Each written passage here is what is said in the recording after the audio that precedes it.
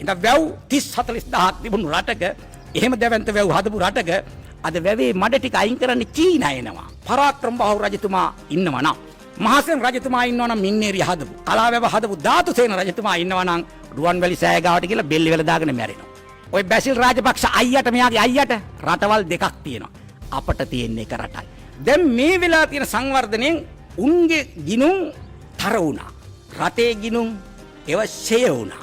පරිසර ප්‍රශ්න පාවඩයක් කරගෙන සිංහාසනයට ගියාට පරිසර ප්‍රශ්න උග්‍ර කරා මිසක ඒවට උත්තර නොදීපු ආණ්ඩුවක් මේ තියෙන්නේ. විල්පත්තු රැකගන්නවා කියලා ආපු ආණ්ඩුව කොතෙන්ද රැක්කේ කියලා අපි ප්‍රශ්න කරනවා. සිංහ රාජයට ඉන්න අලි දෙන්න මාරු වෙන අලි මංකඩේ හෝටල් හදන්න ඉඩම් දුන්නා. වට ඔප්පු තිරප්පු හැදුවා.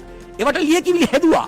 ඒක වහගත්තා. ඛේදවාචයක බරපතලකම තේරුම් ගන්න නන්දසේන ජනාධිපතිතුමාගේ කාලේ මේ වෙනකොට අක්කර 70000කට වැඩිය මහගස් බිම හෙලලා ඉවරයි.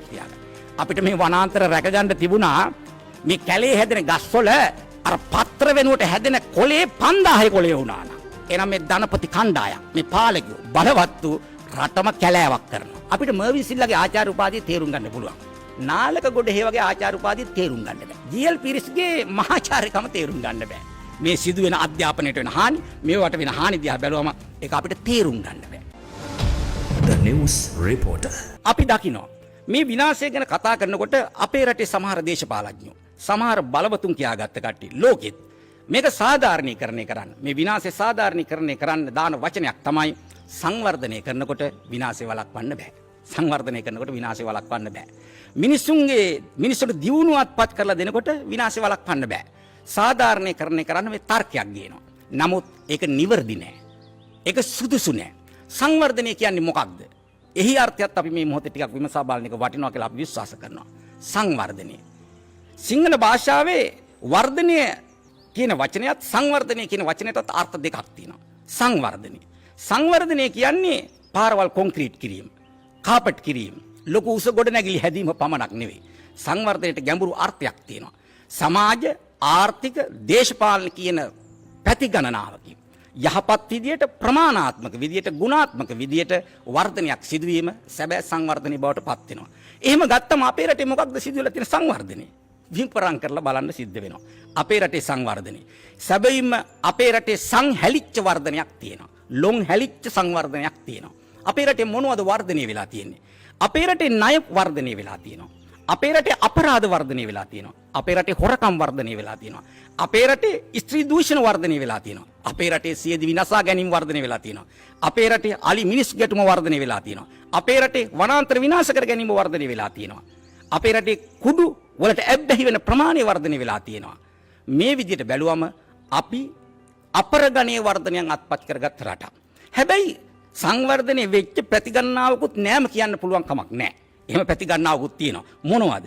අපේ රටේ දේශපාලඥයන්ගේ, බලවතුන්ගේ, පාලකයන්ගේ ගිනුම් සංවර්ධනය වෙලා තියෙනවා. දේපල සංවර්ධනය වෙලා තියෙනවා. ඔවුන්ගේ පවුල් සංවර්ධනය වෙලා තියෙනවා. හත්මුතු පරම්පරාවකට ජීවත් වෙන්න පුළුවන් තරම් ධනයක් රැස් කරගෙන සංවර්ධනය වෙලා තියෙනවා. මේ රටේ ජනතාව සංවර්ධනයේ සැබෑ සංවර්ධනය තාම අත්දැකලා නැහැ. මේ සංවර්ධනයේ හැටියට අපේ රටේ සමහර අය මේ සංවර්ධනය දකින්නේ ඇසටව අසු වෙන මේ මායාව දිහා බලලා. කොළඹ නගරයට ආවොත් සමහර නගරවලට ගියොත් රාත්‍රියේ විදුලි බුබුලු දැල්වෙනවා. ලස්සනට පාරවල් ටික කාපට් කරලා තියෙනවා. සුදීරි ගහලා තියෙනවා. උසට ගොඩ නැගිලි තියෙනවා. ඇවිදින මන්තිරු හදලා තියෙනවා. සමහර තැන්වල මල් තියලා තියෙනවා. සමහරව ඒක සංවර්ධනයේ හැටියට අර්ථකථනය කරගන්න හදනවා. ඒක සංවර්ධනයේ හැටියට තේරුම් කරගන්න හදනවා. ඒකේ බලවත් වැරද්දක් තියෙනවා කියලා අපිට පෙන්වා දෙන්න පුළුවන්. දැන් සමහරව හිතන සංවර්ධනයේ සැබෑ සංවර්ධනයේ නෙවෙයි. දැන් අපි ගත්තොත් හොඳ රූපලාවන්‍ය ශිල්පියෙක් ගාවට ගියොත් වයසක කෙනෙක් ටිකක් අවලස්සන කෙනෙක් වුණත් මේකප් කරලා ලස්සනට හැඩ වැඩ දාලා ලස්සන කෙනෙක් බවට පත් කරන්න පුළුවන්. ඒ වගේ අපේ රටේ සංවර්ධනය ගත්තමත් මේකප් කරපු සංවර්ධනයක් තියෙන්නේ. පිටින් උපදාපු සංවර්ධනයක් තියෙන්නේ. ඇතුලේ හුඹස් තියෙන්නේ. ඇතුලේ බෙන තියෙන්නේ. ඇතුලේ දිරලා තියෙන්නේ. රටක් හැටියට අපි සැලකිය යුතු අගාධයකට වැටලා තියෙන්නේ.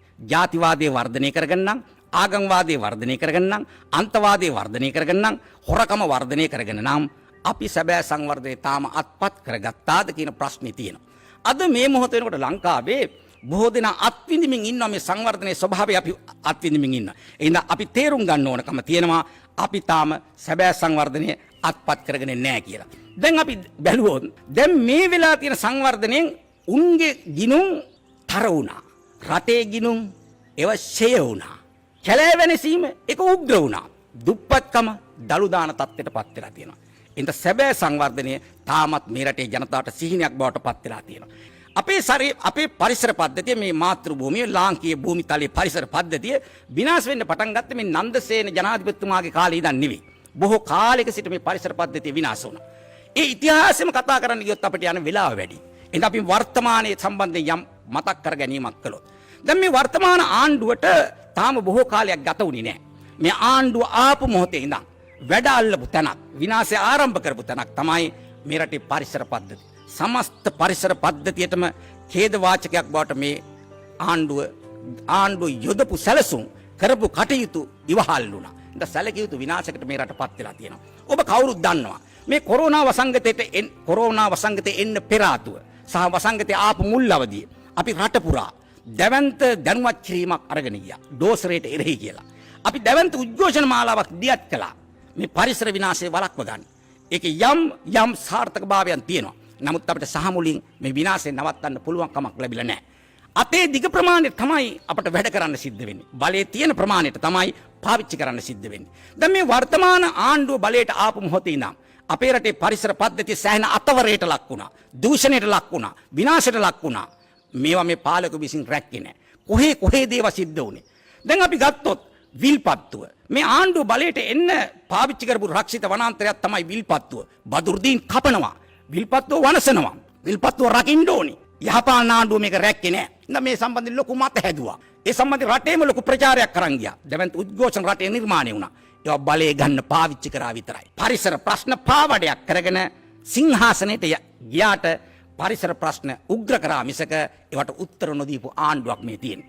විල්පත්තු රැකගන්නවා කියලා ආපු ආණ්ඩුව කොතෙන්ද රැක්කේ කියලා අපි ප්‍රශ්න කරනවා. විල්පත්තු වනාන්තරයේ පේරණ කලාපේ, ස්වාරක්ෂිත කලාපේ අක්කර 1500ක් මේ නන්දසේන මහත්තයා බලයට ආපු ගමන් හිතවත් කොම්පැනි වලට පවර්ලා දුන්නා. මොකටද දුන්නේ? ඩෝසර් කරා. කෝමාරිකා වගාවක් කරන් ඩෝසර් කරා. අක්කර 1500ක් විල්පත්තුවේ පේරණ කලාපේ ලබලා දුන්නා. ඒ විතරක්ද? ආනවිලුන්දාව රැම්සා තෙත්බින් ලෝකෙ තෙත්බින් අපිට තියෙන සුළු ප්‍රමාණයක්. වටිනා බිම්. තෙත්බින් රැම්සා තෙත්බිම ආනවිලුන්දාවේ ඩෝසර් කරලා දැම්මා. ඒ විතරක්ද? කල්පිටියේ පල්ලිවාසල් තුරේ වනාන්තර භූමිය ඩෝසර් කරලා දැම්මා. මේ විදිහට ගත්තම අපේ සැලකිය යුතු වනාන්තර පද්ධතිය මේ කට්ටිය ඩෝසර් කරන්න පටන් ගත්තා. එහෙනම් තමයි අපි ඩෝසරේට එරෙහි අරගලේ ආරම්භ කරේ. ආනවිලුන්දාව ඩෝසර් කරනු ලැබුවා. අම්පාරේ දිගා මඩුල්ලේ ලාහුගල වනාන්තර ඩෝසර් කරා. අම්පාරේ මහෝය ප්‍රාදේශීය කොට්ටාසේ පොල්ලබැද්ද ආදිවාසීන්ගේ ගම්මානේ අක්කර 5426ක් කට්ටි 15කට කඩලා කොම්පැනි 15කට වෙන් කළා දුන්නා. හිතවත්තුන්ට දුන්නා. ඩෝසර් දැම්මා. මහගස් බිමට දැම්මා. අලියත්තුවේ කැලේ හිටපු උන් ගම් වලට ආවා. මිනිස්සු සහ අලිය අතර ගැටුම් නිර්මාණය කරා. වනාන්තර ඩෝසර් කරන්න පටන් ගත්තා. ඒ විතරක් නෙවෙයි. ලෝක උරුමයක් බවට පත් වෙච්ච ජාතික උරුමයක් ඒ වගේම ලෝකෙම උරුමයක් බවට වෙච්ච සිංහරාජයට මේ ආණ්ඩුව අත තියුවා. ඔබ කවුරුත් දන්නවා. අපි ඒ කාලේ මේවා කතා කළා. සිංහරාජ්‍ය සම්බන්ධයෙන් රටේ සෑහෙන පුවත් මවන්න පටන් ගත්තා. මේ ආණ්ඩුව හිතවත් ව්‍යාපාරිකයන්ට මැණික් ව්‍යාපාරිකයන්ට සිංහරාජයට මින්න අලි දෙන්න මාරු වෙන අලි මංකඩේ හෝටල් හදන්න ඉඩම් දුන්නා. ඒවට ඔප්පු තිරප්පු හැදුවා. ඒවට ලියකිවිලි හැදුවා. ඒක වහගත්තා. මාධ්‍ය වහගන්න බැලුවා. විනාශයක් වෙන්නේ නැහැ කිව්වා. දියමංකඩවල හරස් කරලා ඒකට පොකුණු හැදුවා. ඩෝසර් දාලා සිංහරාජ්‍ය ඒකට ඉදිකිරීම පටන් ගත්තා. සිංහරාජ්‍ය දෙල්ගොඩ රක්ෂිතේ හොරෝප්පු හදලා අක්කර 143ක් බදන්න බැරි දැවැන්ත ගස් බිම හෙළුවා. ඒවට හොරෝප්පු හැදුවා. පරිසර බලපත්‍ර නැහැ. අපේ ගමේ මිනිහෙක් කෙවිතක් කැපුවොත් කැලෙන් උදැල්ලට මිටක් කැපුවොත් නීතිය ක්‍රියාත්මක රටක මේවට නීතිය ක්‍රියාත්මකුත් නැහැ. තමන්ගේ හිතවතුන්ට ගජ රාමෙට මේ වනාන්තර ටික විනාශ කරන්න ඉඩකඩ හදලා දුන්නා. අපේ දකුණු පළාතේ තියෙන වටිනා වනාන්තරයක්. වටිනා අබේ භූමියක්. රූමස්සල අබේ භූමිය. රූමස්සල හරහා අඩි 20ක දැවැන්ත පාරක් කපන්න පිඹුරුපත් සකස් කරලා ඔක්කොම අස්සම් කරලා අනුමත කරලා දීලා තියෙන්නේ. දැවැන්ත විරෝධයක් ඒ ප්‍රදේශ මේකට තියෙනවා. මොකටද? ඩඩ්ලි මහත්තයාගේ හෝටලයට යන්න පාර හදන්න. මේ විදිහට මේ කට්ටියගේ හිතවතුන්ට වනාන්තර බිම් අබේ භූමි පවා ඩෝසර් කරන්න ඉඩ ප්‍රස්තාව හදලා දීලා තියෙනවා. කෝ රටට නීතියක්. ඒක නීතියක් හදනවා කිව්වා. රට රකින්නවා කිව්වා. දේශප්‍රේමී ආණ්ඩුවක් කිව්වා. අපි අහනවා මේ රටේ ආදරණීය වැසියන්ගෙන් විශේෂයෙන් මේ රටේ තරුණ පරම්පරාවෙන් මේ විනාශයන් දැස් වලට නරඹන්න පුළුවන් විනාශයන්. මේවා පසුගිය කාලේ මාධ්‍යවල පෙන්නපු විනාශයක් මම මේ කියන්නේ. දැන් උනත් ගියොත් බලන්න පුළුවන් විනාශයක්. ඒවට අදාළ ලියකියවිලි තියෙන විනාශයක්. ආණ්ඩුව මේව නැහැ කිව්වට වහන්න පුළුවන් කමක් නැහැ. නැරඹිය හැකි විනාශයන් මේ ආණ්ඩුව රූපගත කරවලා තියෙනවා. එහෙනම් මෙවැනි දැවැන්ත විනාශයක් සිද්ධ වුණා. අපේ පළාතේ බදුල්ල දිස්ත්‍රික්කයේ ඔය මහින්ද මහත්තයා ජනාධිපති කාලේ කැබිනට් පේපර් එකක් දාලා අක්කර 65000ක් බ්‍රිතාන්‍යයේ බූකටේට් බහුජාතික සමාගමට උක්වගාවකට දෙන්න තීන්දුව කරා. අපි දැවැන්ත අරගල කරා. දැවැන්ත පෙළපාලි ගියා. දැවැන්ත පෙස්සන් අස්සම් කරා. මහා සංඝරත්නය පෙරටු කරගෙන බුද්ධිමතුන් පෙරටු කරගෙන අපි ඒ කොඩි විනේ කපන්න සෑහෙන මහන්සියක් ගත්තා. මහින්ද මහත්තයලා ගෙදර ගියා. මෛත්‍රීලා රනිල්ලා සිංහාසන වලට ආවා. එයාලා මොකද කරේ? එයාලා කැබිනට් පේපර් එකක් දැම්මා. අර අක්කර 65000ටම සිංගප්පූරුවේ ගැසල් වෙන්චර්ස් බහුජාතික සමාගම ලංකාවට ගෙනල්ලා කාර්යාල දැම්මා. ඊට පස්සේ දැන් නන්දසේන මහත්තයා දැන් කොම්පැනි ගෙනල්ලා මේ ඉඩම් කඩම් දෙන්න සූදානම් කරනවා. පිඹුරු පත්‍රික සකස් කරනවා. මේ රටේ වටිනා බිම් ඉතිහාසයක් තියෙන බිම්. මේ රටේ අධිරාජ්‍යවාදීන්ට එරෙහිව සටන් කරපු මිනිස්සුන්ගේ සිරුරු භූම දානය කරපු ලේ හලපු බිම් කොම්පැනි වලට උක් හිටවන්න මේ පාලකෝ දෙන්න සූදානම් කරමින් තියෙනවා. බරපතල තත්ත්වයක් අපේ රටේ පරිසර පද්ධතියට සිද්ධ වෙලා තියෙනවා. මීගමුවේ කලපුව ඩෝසර් දැම්මා. පිට්ටනි හදන්න, සෙල්ලම් කරන්න, ඔක්සිජන් කන්නද කියලා හැව්වා. අපේ රටේ ඒ ජාතිය පාලක බවට මේ පාලකපත් වුණා. දැවැන්ත පරිසර විනාශයක් රටේ හතර දිග්භාගෙම අපිට වාර්තා වෙන්න පටන් ගත්තා. මුතුරාජවල මේ බස්නාහිර පළාතට තියෙන වටිනා තෙත් බිමක්, අබේ භූමියක්, කඩොලාන භූමියක්, මත්ස්‍ය අභිජනන මධ්‍යස්ථානයක්, දීවර කර්මාන්තයට සම්පතක්. එතන අක්කර 406ක් වෙන් කළා අස්සම් කළා දුන්නා නිවාස සංකීර්ණයක් හදන්න හිතවත් කොම්පැනියකට දුන්නා. තව අක්කර 10 ගාණක් දෙන්න යනකොට දැවැන්ත විරෝධයක් පාලා දැන් අපි නිකන් අඩයක් තියලා නවත්තගෙන ඉන්න තරමේ තියෙන. දැන් මේ වගේ දැවැන්ත විනාශයන් රට වටේම අපිට ආරංචි වෙනවා. රාජ්‍ය සභා මණ්ඩපේ රජපීල්ල ඒ ඔක්කොම ඩෝසර් කරා. රාජ්‍ය සභා මණ්ඩපේ ඩෝසර් කරා. රජපීල්ල වනාන්තරේ කුරුණෑගල ඒකත් ඩෝසර් කරා. සීගිරිය අවට තියෙන රක්ෂිත භූමි ඩෝසර් කරා. මේ කොරෝනාසිම දැන් සතියකට එකමාරකට උඩදී අපි ගියා ලොග්ගල්ලෝයි ජලාශය අක්‍ර 50කට ඩෝසර් කරලා දැම්මා. රක්ෂිතේ වැව් තාවුල්ලේ කුඹුක් ගස් පෙරලලා දැම්මා. මී ගස් පෙරලලා දැම්මා. ඩෝසර් දැම්මා. දැන් මේ සියල්ලටම කියන්නේ සෞභාග්‍යයේ දැක්ම කියලා. කල්පනා කරලා බලන්න. දැවැන්ත පරිසර විනාශයකට ඔබේ මගේ රට මේ මාතෘ භූමිය ගොදුරු වෙලා තියෙනවා. මේවත් එක්ක එන ගැටලු සුළුපටු ගැටලු නෙවෙයි. මේවට දැන් වන්දිග වන්න වෙන්නේ මේ රටේ ජනතාවට. ඉතින් අපි මේවා තේරුම් ගන්න ඕනකම තියෙනවා. දැන් අපි දන්නවා අපි පරිසර කණ්ඩායම් හැටියට මේ පරිසරයත් එක්ක හැප්පෙන මිනිස්සු හැටියට මේවා සම්බන්ධයෙන් අරගල කරන මිනිස්සු හැටියට අපි පහුගිය ඉතිහාසයේ සොයලා බැලුවා. සාමාන්‍යයෙන් අපේ රටේ ওই 2000 ඉඳන් 2015 18 වගේ කාලේ දක්වා ගත්තම අපේ රටේ වනාන්තර විනාශය, රක්ෂිත විනාශය අවුරුද්දට සාමාන්‍යයෙන් හෙක්ටයාර 8000ක් විතර තමයි කැපිලා විනාශ වෙන්නේ. අපිට වළක්ව ගන්න බැරි විදිහට විනාශ වෙනවා. අක්කර වලින් කොත් අක්කර 20000ක්. අවාසනාවක මහත ඛේදවාචයක බරපතලකම තේරුම් ගන්න නන්දසේන ජනාධිපතිතුමාගේ කාලේ මේ වෙනකොට අක්කර 70000කට වැඩිය මහගස් බිම හෙලලා ඉවරයි. බිම හෙලලා ඉවරයි. බරපතල තත්යකට අපි අදපත් වෙලා තියෙනවා. අක්කර 70000ක විතර මහගස් බිම හෙලලා බුරුතගස් කුඹුක්ගස් මීගස් සියල්ල බිම හෙලලා පාලකෝ කියනවා අපි පරිසරය රකින්නවා. පැල ලක්ෂයක් විතර පාරවල් දිගේ හිටවනවා. උද්‍යානවල හිටවනවා. ඒවා කැලයක් නෙවෙයි. ජෛව පද්ධතියක් හැදෙන කැලයක් නෙවෙයි. පැල ලක්ෂයක් විතර හිටවනවා. ජාතික ධනෙ වැය කරනවා. හිටවල මාස 3-4ක් යනකොට හිටවපු පැල ලක්ෂයෙන් 90ක් විතර මැරිලා යනවා. මේ ජාතිය සිප්පට විද්‍යා සංවර්ධන ව්‍යාපෘති අපි ඉතිහාසයේ ඉඳන් දැකලා තියෙනවා. ඉතින් ආදරණීය අම්මේ තාත්තේ සහෝදරයා සහෝදරිය. දැන් අපි තේරුම් ගන්න ඕනේ. අපේ රටේ මුළු වන ගහණය වන පද්ධතිය මහ එකක් නෙවෙයි. දැන් 16%ක විතර වනාන්තර පද්ධතියක් තමයි ලංකාවේ ඉතුරු වෙලා තියෙන්නේ. අපි දැන් අරගල කරන්නේ මේ 16% බේරගන්න. 16% බේරගන්න. මේ වනාන්තර ප්‍රමාණය කිසිසේත් ප්‍රමාණවත් නැහැ. කිසිසේත් ප්‍රමාණවත් නැහැ අපේ රටේ මේ පරිසර අවශ්‍යතාවයට, මානව අවශ්‍යතාවයට, ජීවේ පැවැත්මේ අවශ්‍යතාවයට මේ 16%ක් වෙච්ච වනාන්තර ප්‍රමාණය ප්‍රමාණවත් නැහැ. එහෙනම් අපිට සිද්ධ වෙනවා මේ වනගහණය වැඩි කරගන්න. දැන් මේ ආණ්ඩු කියනවානේ මේ අපි මේ රට හදනවා රට දියුණු කරලා තියෙන්නේ කියලා. මොනවද දියුණු කරලා තියෙන්නේ? නිකන් ඔබ පපුවට තට්ටු කරලා බලන්න. අපේ නොදියුණුවයි කියලා මේ කට්ටිය කියන ඉතිහාසයේ තිබුණු සමහර ಗುಣධර්ම මේ දියුණුවයි කියන සමාජයේ තියෙනවද? මේ කට්ටියගේ සං කියන වර්ධනයේ විසින් සංහැලිච්ච වර්ධනයේ විසින් ඉතිහාසයේ යම් තිබුණා නම් ගුණයක් ධර්මයක් යහපත් භාවයක් බොහෝ දේවල් අහිමි කරලා තියෙනවා. මේ කරගත්ත සංවර්ධනයේ විසින් විනාශය අපි වට කරලා තියෙන්නේ. ගොදුරු කරගෙන ඉන්නේ මේ රටේ බොහෝ දේවල්. ඒ හින්දා අපි බරපතල අර්බුදයකට මුහුණ දීපු රටක් කියන එක මතක තියාගන්න.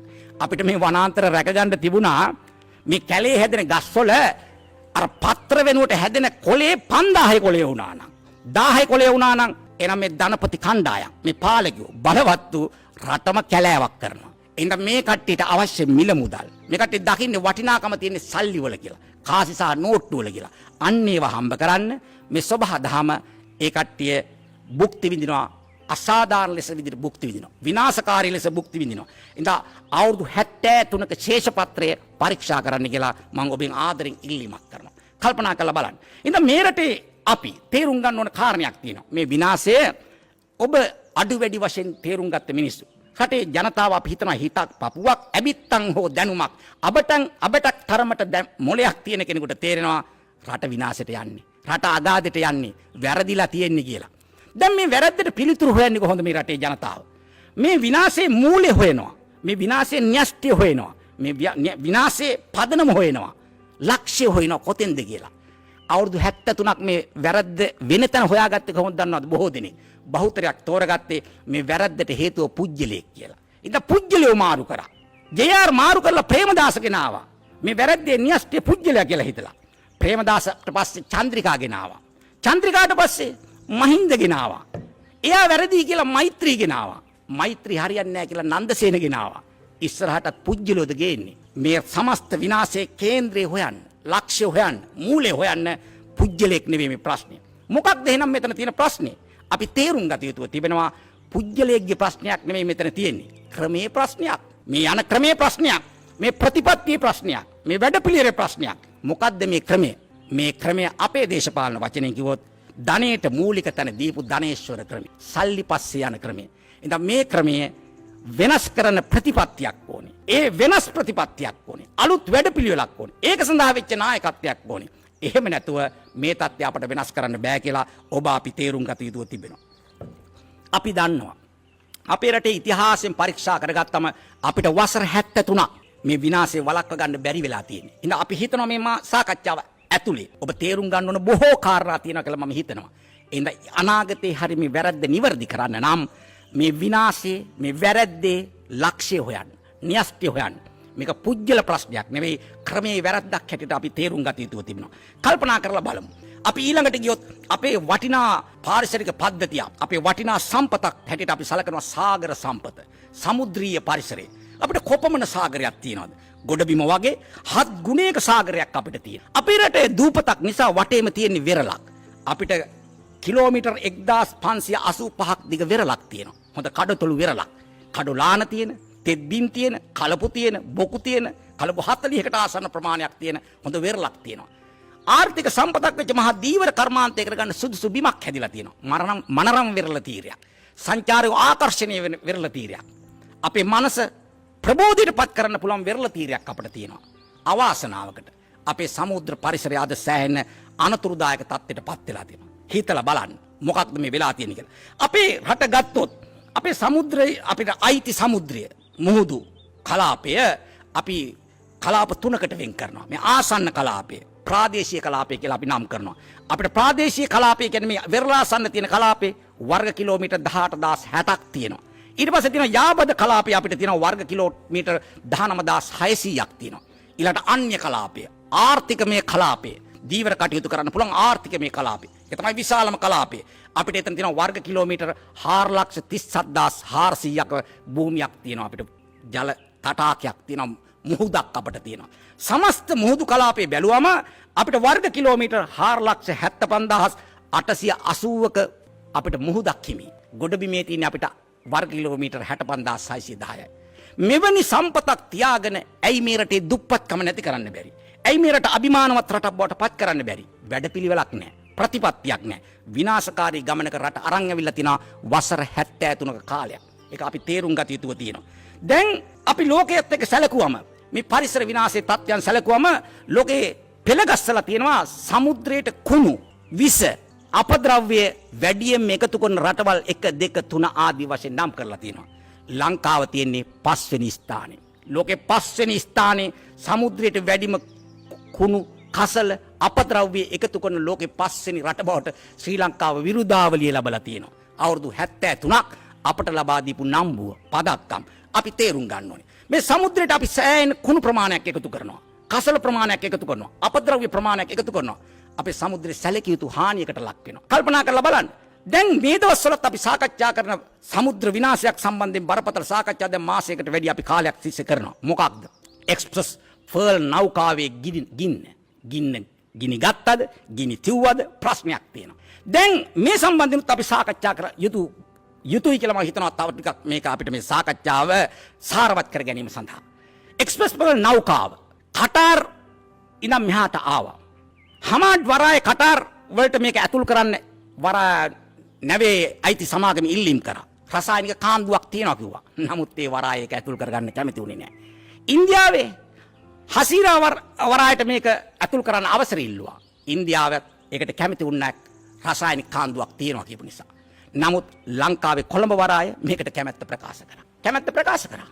වරාය ආසන්නයට නැව ආවා. ලංකාවට අයිති මුහුදු තිරේදී නැව ගිනි ගන්න පටන් ගත්තා. මේ ගින්න නිවන්න ආණ්ඩුව උත්සාහ ගත්තා. මේක ගිනි ගත්තද ගිනි තිව්වද අපි දන්නේ නැති ප්‍රශ්නයක්. අද අධිකරණයේ සාකච්ඡා වෙනවා. නැව අයිති සමාගම පැත්තෙන් නීතිඥයෝ තර්ක කරනවා මේ ගින්න නිවන්න තිබ්බා ඇවිල්ලා ඇරියා.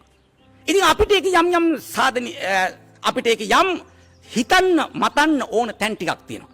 ලංකාවේ ජ්‍යෙෂ්ඨ අමාත්‍යවරයෙක් ජ්‍යෙෂ්ඨ දේශපාලඥයෙක් වෙච්ච වාසුදේව නානායක්කාර ඇමතිතුමා මේ ගින්න ඇවිලෙන මොහොතේම මාධ්‍යෙන් අහනකොට hina වෙලා කිව්වා ආයක ප්‍රශ්නයක් නෑ ගිනි ගත්තට අපිට ලොකු වන්දියක් ලැබෙනවා කිව්වා.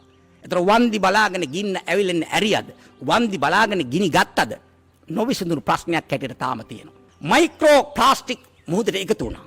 නයිට්‍රික් අම්ලය මුහුදට එකතු වුණා. අන්තරායක රසායනික ද්‍රව්‍ය මුහුදට එකතු වුණා.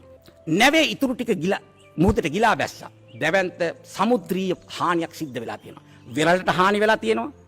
මුහුදේ ජලයට හානි වෙලා තියෙනවා. මුහුදු පතුලට හානි වෙලා තියෙනවා. ගින්නත් එක අපේ වායු ගෝලයට හානි වෙලා තියෙනවා. තාම ගණනය කරනවා හානිය. තාම අවසන් නැහැ. අර කොරෝනා මරණ දවසින් දවස මෙච්චරයි කියලා වාර්තා කරනවා වගේ දැන් මාධ්‍යෙන් දවසින් දවස කැස්බෑ මරණ මෙච්චරයි, තල්මස් මරණ මෙච්චරයි, ඩොල්ෆින් මරණ මෙච්චරයි කියලා වාර්තා කරනවා. මේ මරණ වාර්තා කරනකොට මිනිස්සුන්ගේ හැඟීම් දැනීම් තියෙන සංවේදී මිනිස්සු මේවට කම්පා වෙනවා. දැන් මේ සමුද්‍රීය ආරක්ෂා භාරේ ඉන්න අමාත්‍යවරයා තමයි මේ වත්මන් ආණ්ඩුවේ වියත් මගෙන් ආපු වියතෙක් කියලා සලකන ආචාර්ය නාලක ගොඩහේවා ඇමතිතුමා. එතුමා මේ සම්බන්ධයෙන් කර ප්‍රකාශය මොකක්ද? වාරකම් කාලයට සාමාන්‍යයෙන් ඔහොම මැරෙනවලු. මේක සාමාන්‍ය දෙයක්. නැව නිසා මැරුණේ නැහැ කියලා මේකට සුදුහුණු ගන්න පටන් ගත්තා. ආචාර්යවරයෙක් නිසා සමහරව ඒ තර්කය පිළිගන්න පටන් ගත්තා. ඒක මාධ්‍ය සාකච්ඡා වෙන්න පටන් ගත්තා. මේ පහුගිය 30 වෙනිදා මේ අද 30 වෙනිදා අධිකරණයට නීතිපතිතුමා වාර්තාවක් ඉදිරිපත් කරා. විශේෂඥයෝ 39 දෙනෙක් එකතු වෙලා මේ සමුද්‍රීය සත්ත්ව ප්‍රජාව මරණයට පත් වෙන්න හේතු ඒ වාර්තාවේ සටහන් කරලා තිබ්බා. මොකද්ද කිව්වේ? ඒ වාර්තාවේ කියනවා මේ සමුද්‍රීය ජීවීන් මරණයට හේතුව ස්වභාවික හේතුවක් නෙවෙයි. රසායනික ද්‍රව්‍ය විස ඇතුළත් වුණු නිසා ආහාරයට ගත්ත නිසා ඔවුන්ගේ ජීවිත අහිමි වෙලා කියලා ඒ වාර්තාවේ සටහන් වෙනවා. කැස්බෑවෝ එදිනට 170ක් මැරිලා. ඩොල්ෆින් මස්සෝ 20ක් එදිනට මැරිලා. තල් මස්සෝ 4 දෙනෙක් මැරිලා. ඔන්න අපේ රටේ සංවර්ධනීය ප්‍රතිඵල සමුද්‍රීය පරිසරයට සැලකිය යුතු විනාශයක් කළා. අපි දන්නේ නැති ලක්ෂ සංඛ්‍යාත කෝටි සංඛ්‍යාත ජීවීන් සමුද්‍රයේ මැරිලා ඇති. අපේ කොරල් පර තට්ටුවකට සෑහෙන විනාශයක් වුණා. දීවර කර්මාන්තය ඇනහිට්ටා. වෙරළට සෑහෙන හානියක් සිද්ධ වුණා. ගුවන්ට සෑහෙන හානියක් වුණා. තාම ගණනය කරනවා. කල්පනා කරලා බලන්න. එන සමුද්‍රීය පරිසරය සම්බන්ධයෙන් අපේ රටේ පාලකයන්ගේ නිසි අවධානයක් නැහැ කියලායි අපිට පේන්නේ. බලධාරීන් ඇමතිවරු හරියට කටයුතු කරන බවක් අපිට පේන්නේ නැහැ. වෙරළ ආරක්ෂා කරන කටයුතු කරන බවක් පේන්නේ නැහැ. දැන් ආචාර්ය නාලක ගොඩේව මම අර ඉස්සලා කිව්වා වගේ ප්‍රකාශ කරනකොට අපි මේක ආරක්ෂා කරන්නේ මොන මිනිහකින්ද? මේක බාර දුන්නේ යාලට. දැන් අපේ ගමේ මාමා කෙනෙක් දවසක් මම ඉතිහාසයේ මර්වින් සිල්ලත් ආචාර්යවරයෙක් වුණා කිව්වට පස්සේ කටකොටකට හිනාවක් ගත්තා. එයා මොකක්වත් කිව්වේ නැහැ. හැබැයි එයාගේ හිනාවෙන් ආචාර්ය මර්වින් සිල්ලගේ ආචාර්ය උපාධියේ එයා මට ගම්‍ය කළා. ඒ උපාධිය ගත්ත හැටි තේරුම් ගත්ත හැටි අපිට මර්වින් සිල්ලගේ ආචාර්ය උපාධිය තේරුම් ගන්න පුළුවන්. නාලක ගොඩේ වගේ ආචාර්ය උපාධිය තේරුම් ගන්න බෑ. ජී.එල්. පීරිස්ගේ මහාචාර්යකම තේරුම් ගන්න බෑ. මේ සිදුවෙන අධ්‍යාපනයට වෙන හානි මේවට වෙන හානි දිහා බැලුවම ඒක අපිට තේරුම් ගන්න බෑ. ඉතින් බරපතල තත්යකට අපේ රටපත් වෙලා තියෙනවා. මේ පහුගිය අප්‍රේල් 21 වෙනිදා නෙදර්ලන්තේ රොටර්ඩෑම් වරායේ ඉඳන් විස රසායනික ඇතුළත් විකිරණශීලී ද්‍රව්‍ය ඇතුළත් නෞකාවක් ගියා චීනයේ සැන්හයි නුවරට යන්න ගියා. යන ගමන් හම්බන්තොට වරායට ආවා. වරායේ චීනගේ රට අපේ අවසර ගත්තේ නැහැ. එතකොට වැරදිලා හරි මහා හානියක් සිද්ධ වුණා නම් කවුද මේකට වග කියන්නේ? අපිට රටක් හැටියට අපේ රටට පුළුවන් ලෝකේ වරායන් වලට එහෙම අනවසරින් ඇතුල් වෙන්න. එතකොට මේ රටේ කවුද රට කරවන්නේ?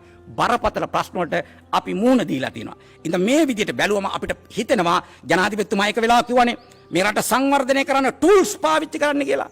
එතකොට මේ ආරාධනා පත්‍ර යවලා විකිරණශීලී නෞකා ගිනි ගන්න නැව් ලංකාවට ගේන්නේ ඒ ටූල්ස් එකට අනුවද කියලා අපට ප්‍රශ්න කරන්න සිදු වෙලා තියෙනවා. කල්පනා කරලා බලන්න. අපේ රටේ ශිෂ්ටාචාරය ගත්තම වාරි ශිෂ්ටාචාරයක්. ලෝකේ ශ්‍රේෂ්ඨ ශිෂ්ටාචාරයන් සම්බන්ධයෙන් ඔබ අපි ඉගෙනගෙන තියෙනවා. ඒවා ගංගා පදනම් කරලා ඒ ශිෂ්ටාචාරය හැදුනේ. ලංකාවට වාරි ශිෂ්ටාචාරයක් හැදුනා. මොකක් පදනම් කරලාද? මිනිසුගේ දැනුම පදනම් කරලා. මිනිසු වැව් හැදුවා. ගලා යන වතුර හරස් කරලා වැව් හැදුවා. ඒවා ඒ වතුර ගෙනිහිල්ලා කෙත්යායවල් හැදුවා. කෙතට උඩින් චෛත්‍ය හැදුවා. පන්සල හැදුවා. ඉතින් අපේ රටේ තියෙන වාරි ශිෂ්ටාචාරයක් තියෙන. ඉතින් වැව් 30-40,000ක් තිබුණු රටක එහෙම දැවැන්ත වැව් හදපු රටක අද වැවේ මඩ ටික අයින් කරන්න චීනා එනවා. වැරදිලා හරි. මෙකල්හි පරාක්‍රම බහු රජතුමා ඉන්නවා නම් මහසෙන් රජතුමා ඉන්නවා නම් මින්නේරිය හදපු අක්බෝර් රජතුමා ඉන්නවා නම් කන්තලේ හදපු කලාවැව හදපු ධාතුසේන රජතුමා ඉන්නවා නම් රුවන්වැලි සෑය ගාවට කියලා බෙල්ලි වල දාගෙන මැරෙන මේ જાතියේ රට වනසන තීන්දුව වලට මේ පාලකයෝ ඇවිල්ලා තියෙනවා. මේ කට්ටියට ඕනේ සල්ලි. එහෙනම් පරිසරය ගැන තැකීමක් නැහැ. රටක් ගැන තැකීමක් නැහැ. ජනතාවක් ගැන තැකීමක් නැති ආකාරයක් අපිට පෙන්눔 කරනවා. මේ මධ්‍යම කඳුකරේ පාංශු කාදනයත් එක්ක නායම් බහුල වෙලා තියෙනවා. දැන් ඔබ බලන්න පායන කාලයට ගියත් මහවැලි ගඟ, කැලණි ගඟ, කළු ගඟ ආදී ගංගා චොකලට් පාටට ගලාගෙන යනවා. මොනවද අරගෙන යන්නේ? පෙරකි අපේ වටිනා පස් ප්‍රමාණය අරගෙන යනවා. වැව්පතුල් පුරවනවා. බරපතල හානියක් බවට පත් වෙලා තියෙනවා. මේ පාංශු කාදනය වළක්වන්න ආණ්ඩුවේ මොකක්ද තිබුණු වැඩපිළිවෙල? වසර 73ක ශේෂ පත්‍රය පරීක්ෂා කරන්න කියලා දිගින් දිගට කිව්වේ ඒකයි. ඒක පැත්තක්. අනිත් පැත්තෙන් ගත්තොත් අපේ රටේ ওই මුහුද ආසන්නේ තියෙන කැලෑ රොදවල් කපලා දාලා ඩෝසර් කරලා දාලා මුහුදේ වතුර ගොඩට ගහලා සමහර වැරදි කුෂිකාර්මික ක්‍රම නිසා ලවණීකරණය වෙලා අපේ ගොවි බිම් අපේ මාතෘ භූමියේ බිම් සැලකිය යුතු ප්‍රමාණයක් ලවණීකරණයට ගොදුරු වෙලා. දැන් පරිසර අමාත්‍යාංශයේ ගණනයන් වලට අනුව අපේ රටේ අක්කර 1,12,500ක් ලවණීකරණයට ගොදුරු වෙලා. අර පැත්තෙන් පාංශු කාදනයට ගොදුරු වෙලා. මේ පොළොව ගැන අපි කතා කරන්නේ. මේ පස ගැන කතා කරන්නේ. එහෙනම් අපි පස සැලකිය යුතු රෝගාතුර බවට පත් කරලා තියෙනවා කියලා අපි තේරුම් ගත යුතුව තිබෙනවා. දැන් අපි ඊළඟට කතා කරොත් මේ දවස්වල සාකච්ඡා වෙනවා. මේ පසට වස එකතු කරලා, මේ පසට විස එකතු කරලා කවුද කළේ? මේ පාලකයෝ තමයි පහුගිය ඉතිහාසයේ මේක කළේ. ඒවත් බරපතල ගැටලු බවට පත් වෙලා තියෙනවා. දැන් මේ පස සැලකිය යුතු සුද්ධ ජීවීන් අපි විනාශ කරගෙන තියෙන්නේ. මේ පස නැවත යථාවත් කරන්න ඕනේ. අපි ඉදිරි අපේ ප්‍රතිපත්ති සාකච්ඡා කරනකොට ඒක සාකච්ඡා කරමු. දැන් ඒකත් එක්ක සාකච්ඡා වෙනවා මේක වළක්වන්න කාබනික කුෂිකර්මාන්තය නැත්තම් පාරිසරික කුෂිකර්මාන්තය මේ පාලකයෝ අඳුන්වා දුන්නා කියලා. දැන් මේ සම්බන්ධයෙන් කුෂිකර්මය ඇතුලේ තමයි මේ විෂය වැඩිපුර කතා කරන්න ඕනේ. නමුත් මේ මොහොතේ රටේ කතා කරන මාතෘකාවක් නිසා මේක පරිසරයටත් අපට අයිතිත් නිසා යමක් මෙතෙන්ද කිව යුතුව තිබෙනවා. ආණ්ඩුව පාරිසරික කුෂිකර්මාන්තයට කැමති 100යි නම් අපි ජනතාව විමුක්තියට 1000ක් කැමති. එයාලා 100යි නම් කැමති අපි 1000ක් කැමති. හැබැයි ඒකට සැලසුමක් ඕනේ. ඒකට ක්‍රමවේදයක් ඕනේ. ඒකට ප්‍රතිපත්තියක් ඕනේ. එහෙම නැතුව ඉබාගාතේ මේක කරන්න බෑ. ආණ්ඩුව මේ රටේ ජනතාව කන වහ කන එක නවත්තන්න මේක ගෙනාවා කියලා කවුරු හරි විශ්වාස කරනවා නම් ඉතිහාසය වගේ වැරදි විශ්වාස කරපු කට්ටියට විශ්වාස කරන්න අයිතියක් තියෙනවා. අපි දකින විදියට ආණ්ඩුව ඉන්නේ දැවැන්ත මූල්‍ය අර්බුදයක. දැවැන්ත ඩොලර් හිඟයක ඉන්නවා. විදේශ සංචිත හිඳිලා ඒ හිඳුනි හින්දා තමයි වාහන ගේන එක නැවැත්තුවේ. කහ ගේන එක නැවැත්තුවේ. සුදු ලුණු ගේන එක නැවැත්තුවේ. ඒ තත්ත්වේ බරපතලයි. එන්න දැන් විදේශයට ඇදන් යන මුදල් නවත්තන්න ක්‍රම හොයනවා. එතකොට මේ රටේ සාකච්ඡා වෙමින් තිබුණා කාබනික කුෂිකර්මාන්තේ රටට ඕනේ කියන මතයක් තිබ්බා. පාලකයෝ ආන් ඒකට ගානට ජැක්කයක් ගැහුවා. ඒ දැන් කාබනික කුෂිකර්මාන්තේ හීනෙන් අවදි වුණා වගේ එක රැයකින් එළියට ගෙනාවා වගේ දැන් ගෙනාවා. දැන් ගොවියෝ පාරට බහැලා තියෙනවා. දැන් පොහොර ඉල්ලනවා. ඉතින් කාබනික පොහොර දෙන්න. වගාවට එන රෝග වලට කාබනික බෙහෙත් දෙන්න. වැඩපිළිවෙලක් නැහැ. මේකේ ප්‍රතිඵලය වෙන්න පුළුවන් මොකක්ද? මේකේ ප්‍රතිඵලය විය හැකිව තිබෙන්නේ තව මාසයක් එකමාරක් යනකොට දැවැන්ත අර්බුද ගණනාවකට අපි මුහුණ දෙනවා. ලංකාවේ වැඩි පුරම නියලන රස්සාව මොකද්ද? ගොවි තැන. ගොවියන්ගේ ආදායම පහළ යනවා. ගොවි පවුල් වලට ජීවත් වීමට හැකියාව අඩු වෙනවා. අස්වැන්න පහළට යනවා. ආහාර හිඟයක ලකුණු පහළ වෙනවා. තියෙන ආහාර වල මිල ඉහළ යනවා. මන්ද පෝෂණේ දරිද්‍රතාවයේ පැතිරෙනවා. රටක් දැවැන්ත අර්බුදයකට යන එකට අපි කොහොමද අත් දෙක උස්සන්නේ මේක හරි කියලා. ඉතා හොඳ සංකල්පයක්. ඉතා හොඳ යෝජනාවක්. ඉතා නරක විදියට ගේනකොට අපිට අත්ඔසවන්න පුළුවන් කමක් නැහැ. අත්ඔසවන්න පුළුවන් කමක් නැහැ. මේක වැරදි. ඔබ හරියට මේක තේරුම් ගන්න ඕන සරල උදාහරණයකින් කිව්වොත් අපේ රටේ තියෙන ආයුර්වේද වෛද්‍ය ක්‍රමය. අපේ රටේ තියෙන බටහිර වෛද්‍ය ක්‍රමය. දැන් වෛද්‍ය ක්‍රම දෙකකින් අපි ප්‍රතිකාර ගන්නවා. කෙනෙක් කිව්වොත් මෙහෙම මේ බටහිර වෛද්‍ය ක්‍රමේ රසායනිකයි. මේක කෘතිමයි. මේක බටහිරින් ආපු එකක්.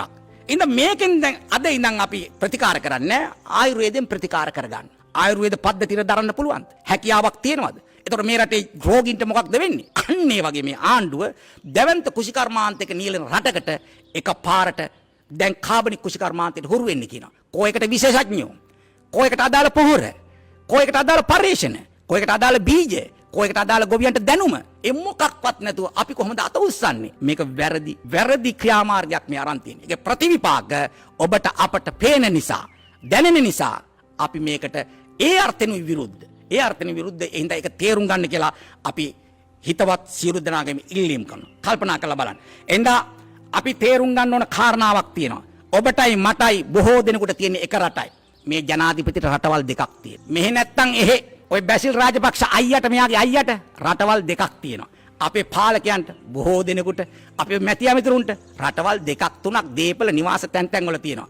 අපට තියෙන එක රටයි. ඒ රට රකින්න ඕනේ. ඉතින් අපේ රටේ කුෂිකර්මාන්තය කියන්නේ නිකන් භෝග බගාවක් බඩට ආහාර සපයන තැනක් විතරක් නෙවෙයි. අපේ රටේ කුෂිකර්මාන්තය කියන්නේ සංස්කෘතියක්. අපේ ජීවිතයේක ඒ සියල්ල වෙනසෙන ක්‍රියාමාර්ග වලට ගිහලා මේක අවසාන ප්‍රතිඵලයේ කෙබඳු විය හැකිද? ගොවියා ගොවි බිමින් අයින් වෙනවා. ඉඩම් පුරන් වෙනවා. කම්පැනි වලට එන්න කියනවා. ඒවා ගන්න කියනවා. ඒ වගේ විවිධ ව්‍යාපෘති ආරම්භ වෙනවා. ගොවියට කුලීකම් කරුවෙක් වෙන්න වෙනවා. රට ඉතා අගාධයකට යන්න පුළුවන්කම අපට දැනෙනවා. මේ පාලකයෝ කුමන්ත්‍රණ කරනවද? එක්ක කුමන්ත්‍රණ වලට අහු වෙලාද? අසමත් කමේදී ගන්න අසාර්ථක පියවරවලද කියලා සලකා බලන්න කියලා අපි රටේ ජනතාවට කියන්න කැමතියි. අපි ඊළඟ කාරණයට හැරෙනවා. අපේ මේ ජීවිතේ ජීවේ දෙන තවත් පාරිසරික සම්පතක් තමයි ජල සම්පත. අපේ ජල සම්පත කොයි වගේ අර්බුදයකට මුහුණ දීලා තියෙන්නේ? ජල සම්පත දැවැන්ත අර්බුදයකට මුහුණ දීලා තියෙන්නේ අපේ රටේ. එක වෙලාවකට නියඟිය, එක වෙලාවට ගම් වතුර බලවත් එකක්. අපේ රට ගත්තොත් වාසනාවන්ත රටක්. මධ්‍යම කඳුකරේ ඉඳන් කරත්ත රෝදයක ආකාරයට අරීය ජල වහන රටාවකට අපේ ප්‍රධාන ගංගා ද්‍රෝණී 103ක් කරහා මුහුදට වතුර ගලාගෙන යනවා. ඒ වගේම අනුගංගා 94කුත් ඔය ආසන්න මුහුදට ගලාගෙන යනවා. සියලු ද්‍රෝණි බැලුවම ගංගා ද්‍රෝණි ප්‍රමාණය අපිට 197ක් තියෙනවා. රටම සාරවත් කරන ලේනාර පද්ධතියක් වගේ මේ ගංගා ටික ගලාගෙන යනවා. රටම සාරවත් කරනවා. කුෂිකාර්මික රටක් බවට පත් වෙන්න මේවා හේතු වුණා. අන්නේ ජල සම්පත අද බලවත් අර්බුදයට මුහුණ දීලා තිබෙනවා. වැලි කැණීම්, පස් සෝදාගෙන එම් සහ වනාන්තර පද්ධතිය අඩු නිසා බලවත් ප්‍රශ්න වලට මේවා මුහුණ දීලා තිනවා. අපි තේරුම් ගන්න යුතුයි අපි කොච්චර අර්බුදයකට මුහුණ දීලා තියෙනවද කියලා. කාලගුණ විද්‍යා දෙපාර්තමේන්තුව පවසන පරිදි ලංකාවට වසරකට ඊසාන දිග, නිරිත දිග, අන්තර් මෝසම් වලින් ලැබෙන වැසි ඵලය අස්වැන්නේ ප්‍රමාණය සුළුපටු නෑ. ඒක ඝන මීටර වලින් කිව්වොත්, ඝන මීටර මිලියන වලින් කිව්වොත් 1,11,250ක ඝන මීටර මිලියන වර්ෂාපතනයක් අපිට ලැබෙනවා. එච්චර වර්ෂාපතන ලැබෙනවා. මේක මහ ධනයක්. මේක වස්තුවක්. මේක සැපතක්. මේ සැපතක් වෙච්ච මහා ධනයක් වෙච්ච මේක විපතක් කරගත්තේ ඇයි? දැන් අපේ රටේ මේ ආපදා බැලුවම, නියම් බැලුවම, ගම් වතුර බැලුවම, නායම් බැලුවම ඉතිහාසේ නම් කාලේ පරාසය වැඩි මේ වෙන විනාශ වෙන ගත වෙන කාලේ වැඩි. දැන් ළඟ වෙනවා. සමහර ගම් වතුර ආම ගම් යට වෙනවා විතරක් නෙවෙයි දැන් නගර යට වෙනවා. යට වෙලා දවස් ගණන් තියෙනවා. අනාථ කඳවුරු පිරෙනවා. ලක්ෂ ගණන් අනාථයෝ බවට පත් වෙනවා. පාරිසරික විනාශයෙන් අනාථ කඳවුරු පුරවා ගන්නා රටක් බවට මේක පත් වෙලා තියෙනවා. ජල සම්පත බලවත් ගැටලුවකට මුහුණ දීලා තියෙනවා. මේ ලැබෙන වැසි සම්පත, ජල සම්පත නිසි කළමනාකරණයක් නැහැ. මුහුදට ගලාගෙන යනවා. අපත යනවා. මේ ජලයට විස කාන්දු කරලා තියෙනවා. බලවත් ප්‍රශ්න ගණනාවකට අපි මුහුණ දීලා තියෙනවා. අපි මේවට උත්තර හොයන්න ඕනකම තියෙනවා. අපි ඊළඟට කතා කරොත් අපි හුස්ම ගන්න මේ වායු ගෝලයට මොන තරම් ප්‍රශ්න නිර්මාණය කරලා තියෙනවද? අද ලෝකේ කතා කරනවා හරිතාගාර වායු මේ වායු ගෝලේ පිරලා තියෙන්නේ. එනම් මානව පැවැත්ම දැඩි අර්බුදයට ලක් කරලා තියෙන්නේ. කාබන් ඩයොක්සයිඩ් ප්‍රමාණය වැඩි වෙලා, මීතේන් ප්‍රමාණය වැඩි වෙලා, හරිතාගාර වායු වැඩි වෙලා. අපේ රටෙත් එහෙම තමයි. මේ පොසිල ඉන්ධන පාවිච්චි කරලා, හරිතාගාර වායු සෑහෙන නිකුත් කරලා, නැව් ගිනි අරන් සෑහෙන වායු වලට විෂ වායු එකතු කරලා, කැලෑ ගිනි ගන්න එක වසර අක්කර ලක්ෂ ගණන් ගිනි ගන්නවා. වළක්ව ගන්න පුළුවන් කමක් නැහැ. වායු ගෝලයක් දැඩි ලෙස අනතුරටපත් වෙලා. දැන් මේ කොළඹ නගරේ ගත්තම පහුගිය කාලේ කොළඹ නගර සභාව වාර්තාවක් නිකුත් කරා. කොළඹ නගරයේ ඔක්සිජන් සාන්ද්‍රණ ප්‍රමාණය මදි කියලා කිව්වා. මහනුවර නගරේ විස දූවිලි වලාවකින් වැහිලා තියෙනවා කියලා සාකච්ඡාවට බඳුන් වෙනවා. ඉතින් අපේ වායු ගෝලයේ තියෙන්නේ අසනීප තත්ත්වයක. අන්නේකින්ද අපි තේරුම් ගන්න ඕනේ බලවත් ප්‍රශ්නයකට අපි මුහුණ දීලා තියෙනවා කියලා. ඒ වගේම දැන් මේ විනාශයන් ගත්තා, මේ එකින් එක විනාශයන් අපි සාකච්ඡා කරන විනාශයන් ගත්තම මේව ස්වභාවික වෙන විනාශයන් නෙවෙයි. මිනිස්සු විසින් කරගන්න විනාශයන්. මිනිස්සු කියන වචනේත් අහිං කරන්න. මේවා පාලකයෝ විසින් කරන විනාශයන්. පාලකයන්ගේ වැරදි ප්‍රතිපත්ති නිසා කරන විනාශයන්. මේ මිහිතලය, මේ පෘථුවියේ දැනට ජනගහනය බිලියන වලින් ගත්තම 775ක් වෙනවා. කෝට් බිලියන 775ක ජනගහනයක් ඉන්නවා. එතකොට මේ ජනගහනය දැන් ලංකාවේ ගත්තොත් මිලියන ගත්තොත් අපිට 22ක ජනගහනයක් ඉන්නවා. මේ ජනගහනයට කන්න දෙන්න මේ පෘථුවියට පුළුවන්. අවශ්‍ය සැප සම්පත් දෙන්න පුළුවන්. හොඳ ජීවිතයක් අත්පත් කරලා දෙන්න පුළුවන්. අසමත්කමක් නැහැ. මේ වගේ ජනගහනයේ 3-4 ගුණයක් වුණත් මේ මිහිතලයට අවශ්‍ය ආහාර ටික දෙන්න පුළුවන්. සැපවත් ජීවිතයක් අත්පත් කරලා දෙන්න පුළුවන්. ඒත් බැරි දෙයක් තියෙනවා. මොකක්ද? මේ ලෝකයේ ඉන්න ධනය සම්බන්ධයෙන් ආසාව තියෙන, දේපල සම්බන්ධයෙන් ආසාව තියෙන ධන කුවේරෝ 14ක්, ධනපතියෝ 14ක්. එයාලගේ ආසාව සම්පූර්ණ කරන්න බෑ. එයාලගේ කෑදරකම සම්පූර්ණ කරන්න බෑ. ඒ අයගේ කෑදරකම ආසාව සම්පූර්ණ කරන්න නම් මේ වගේ පෘථුවි 10ක් 15ක් තිබිලත් මදි වේවි. ආන්නේ වගේ ලංකාවෙත් කොටසක් ඉන්නවා. ලංකාවේ මදි වේවි මේ ඉන්න පාලකයන්ගේ සහ ධනවතුන් යම් පිරිසකගේ ආසාවන් සම්පූර්ණ කරන්න. ඉතින් අපි තේරුම් ගන්න වෙනවා රට බලවත් අර්බුදයකට මුහුණ දීලා තියෙන්නේ. එහෙනම් ඒ වගේ අර්බුද අතර මේ පරිසර ප්‍රශ්නත් එක්ක අපි මුහුණ දෙන තවත් අර්බුදයක් තමයි වසර 73ක පාලකයන්ට විසඳන්න බැරි වෙච්ච ප්‍රශ්නයක්. පාලකෝ වැඩි දියුණු කරපු ප්‍රශ්නයක් තමයි කුණු කසල ප්‍රශ්නේ. නොතිබුණු ප්‍රශ්නයක්. නිදහස ගන්නකොට නොතිබුණු ප්‍රශ්නයක්. පාලකෝ බිහි කරපු ප්‍රශ්නයක්. කුණු ප්‍රශ්නේ, කසල ප්‍රශ්නේ. දැන් මේ කුණු කසල ප්‍රශ්නේ විතරක් නේ බොහෝ ප්‍රශ්නත් එක්ක බැලුවම අපේ සිංහල භාෂාවේ ශබ්දකෝෂයට අලුත් වචන එක්කහු කරලා තියෙනවා. වැරදි පාලන ක්‍රම නිසා, වැරදි විනාශයන් නිසා අපේ ශබ්දකෝෂයට අලුත් වචන එකතු කරලා තියෙනවා. මේ කුණු කසල ප්‍රශ්නයත් එක්ක අපේ සිංහල භාෂාවේ ශබ්දකෝෂයට අලුතෙන් එකතු කරපු වචන කීපයක් ඔබට මතක් කරනවා නම් කුණු කන්ද, කුණු ඇල, කුණු වත්ත ඒවා අපේ ශබ්දකෝෂයට එකතු කරලා දුන්නා. පාලකයෝ ඒ වගේ නම් ශබ්දකෝෂයට දාන්න නෙවෙයි තිබුණේ. මේවට රටට යමක් අලුතෙන් දෙයක් කරලා හොඳ දෙයක් කරලා ශබ්දකෝෂයට වචන ආවනම් කමක් නැහැ. ශබ්දකෝෂේ පවා පිරෙන්නේ වැරදි ක්‍රියාමාර්ග, වැරදි උපාය මාර්ග, වැරදි ප්‍රතිපත්ති නිසා එකතු වෙච්ච දේවල් අපේ ශබ්දකෝෂේ පිරිපිරි යන බව සඳහන් කරන්න ඕනකම තියෙනවා. දැන් මේ වෙනකොට ලංකාවේ දවසකට මෙට්‍රික් ටොන් 7000ක කුණු ජනිත කරනවා. මෙට්‍රික් ටොන් 7000ක කුණු ජනිත කරනවා. දැන් මේ කුණු කොහාටද අතාරින්නේ? ලංකාව පුරාම ගිහිල්ලා බලන්න. මෙගා කුණු කඳු තියෙනවා. බඩි කුණු කඳු තියෙනවා. ගම්බින් වලට ගියාම තියෙනවා. මයියංගනේට ගියාම තියෙනවා. පොළොන්නරුවට ගියාම තියෙනවා. අම්පාරට ගියාම තියෙනවා. දඹුල්ලට ගියාම තියෙනවා. තිරිකුණාමලයට ගියාම තියෙනවා. අලි ඇවිල්ලා කුණු කනවා. සත්ත්‍ය ඇවිල්ලා කුණු කනවා. කොහාටද මේ කුණු දාන්නේ? වනාන්තර වලට දානවා. සොහම් පිට්ටනි වලට දානවා. ගංගා වලට දානවා. ඇලදොල වලට දානවා. ජල සම්පත විනාශ කරනවා. පස් සම්පත විනාශ කරනවා. කුණු ප්‍රතිචක්‍රීයකරණය කරන වැඩපිළිවෙලක් නැහැ. වැඩපිළිවෙලක් නැහැ. දැන් පස් කඳු විතරක් නාය ගිහිල්ලා මිනිස්සු මැරන රටක් නෙවෙයි මේක. කුණු කඳුත් නාය ගිහිල්ලා මේ රටේ මිනිස්සු මැරුවා. ඒවා ස්වභාවික මරණ නෙවෙයි. ඒවා සැබවින්ම ගත්තොත් ඝාතන, මනුෂ්‍ය ඝාතන. 2017 සිංහල හින්දු අලුත් අවුරුදු දවසේ අප්‍රේල් 14 මිනිස්සු අවුරුදු කන්න බලාගෙන හිටියා. මීතොට මුල්ලේ මිනිස්සුත් කැවුම් හදලා තෙල් ටික ගෙනලා කිරිබත්තු යන සූදානම් වෙලා හිටියා. කුණු කන්ද නාය ගියා. 26 දෙනෙක්ගේ ජීවිත අපිට අහිමි වුණා. පාලකයන්ට ඒවට උත්තර හොයන්න බැරුණා. එහෙනම් අද මේ කසල ප්‍රශ්නයත් බලවත් ප්‍රශ්නයක් බවට පත් වෙලා තියෙනවා. පාලකයන්ට උත්තර නැති ප්‍රශ්නයක් බවට පත් වෙලා තියෙනවා. මේ පරිසර ප්‍රශ්න විසින්, පරිසර විනාශය විසින් එකක් දෙකක් නෙවෙයි අපේ රටේ ප්‍රශ්න හදලා තියෙන්නේ. කල්පනා කරලා බලන්න. දැන් අපේ රටේ සමහරු සෞඛ්‍යයි කියන ප්‍රශ්න අපි දකින්නේ ඒකේ මූලයේ පරිසර ප්‍රශ්න. පිළිකා, ශ්වසන රෝග, ඒ වගේම වකුගඩු රෝග, ඩෙන්ගු වගේ ප්‍රශ්න සෞඛ්‍ය ප්‍රශ්න තමයි.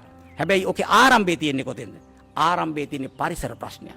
වැරදි පාරිසරික ප්‍රතිපත්ති, වැරදි පාරිසරික භාවිතාවන් විසින් රටක් අනතුරට හෙලා ඇති වග සොයා බලන්නට ඕන තරම් මේ මූලාශ්‍රමේ සමාජයේ තියෙනවා. ඒ විදිහට මේ පාලකයන්ට උත්තර හොයන්න බැරි ප්‍රශ්න. ඉතින් අධිවේග හදනවා. නෙළුම් කුළුණු හදනවා. වරායවල් හදනවා. ගුවන්තොටුපොළ හදනවා. දැවැන්ත ක්‍රීඩාංගන හදනවා. මේවට උත්තරයක් තාම හොයාගන්න බෑ. අර වගේ ලාභ එනවා. ඒ වගේ කොමිස් එනවා. මේ වගේ ජනතාව බැට කනවා. මේ වගේ ජනතාව ජීවිත අහිමි කරගන්නවා. ජනතාවගේ ප්‍රශ්න වලට උත්තර දෙන්නේ නැති පාලකයෝ ඔබ අපි මේ රටේ ජනතාව බිහි කරගෙන තියෙනවා. කල්පනා කරලා බලන්න. දැන් මේ පරිසර ප්‍රශ්න කතා කරනකොට මේ විනාශයන් සැලකුවම මේ විනාශයන් පරිසර විනාශේ බලවත් ලෙසම කරන්නේ කවුද? කවුද රටේ වැඩිම වනාන්තර කපන්නේ? කවුද මේ රටේ වැඩිම වැලි පොමිට්ට අයිතිකාරෝ? කවුද ගල්වල වල අයිතිකාරෝ? ඒ ඉන්නේ දේශපාලඥයෝ. පාර්ලිමේන්තුවේ ඉඳන් පළාත් සභාවේ ඉඳන් ප්‍රාදේශ සභාව දක්වා ඉන්න දේශපාලඥයෝ ඉන්නවා. ඔවුන්ගේ හිතවත්තු ඉන්නවා. යම් හොඳ මිනිස්සු ටිකුත් ඇති. හැබැයි වැඩිම දේශපාලඥයෝ අතින් තමයි මේක වෙන්නේ. ඒක කොහොමද එහෙම කරන්නේ? නීතියට පිටින් ගිහිල්ලා. සමහරව නීති විරෝධී ලෙස කරන්නේ. නීතියට පිටින් ගල විනාශකාරී ලෙස කරන්නේ. අන්න එකට ලයිසන් එකක් දෙනවා. මැතිවරණයක් තියලා ලයිසන් එකක් දෙනවා අවුරුදු 5කට සැරයක්. ආණ්ඩු පක්ෂ ඇමතිකමක් හම්බ වෙනවා. മന്ത്രിකමක් හම්බ වෙනවා. ලයිසන් එකක් හම්බ වෙනවා. ලයිසන් එක ගත්ත කට්ටිය රට හදන එක පැත්තක දාලා වැලි තොටට පොමිට් එක ගන්නවා. ගල් වලට පොමිට් එක ගන්නවා. පස් කපන්න පොමිට් එක ගන්නවා. බලහත්කාරයෙන් කැලේ අල්ලනවා. ගස් ටික කපනවා. කල්පනා කරලා බලන්න. හොරකම, වංචාව, දූෂණේ, කොමිස් ගහන්න පොමිට් එකක් හම්බෙලා. ලයිසන් එකක් හම්බෙලා. ඒ ලයිසන් එකට කියන්නේ മന്ത്രിකම කියලා. දැන් මේක සාධාරණීය කරන්න මේ മന്ത്രിතුමාලට මේවා කරන්න පුළුවන් නේ. රින් ගන්න පුළුවන් නීතියෙන්. නිලධාරින් නම්ම ගන්න පුළුවන්.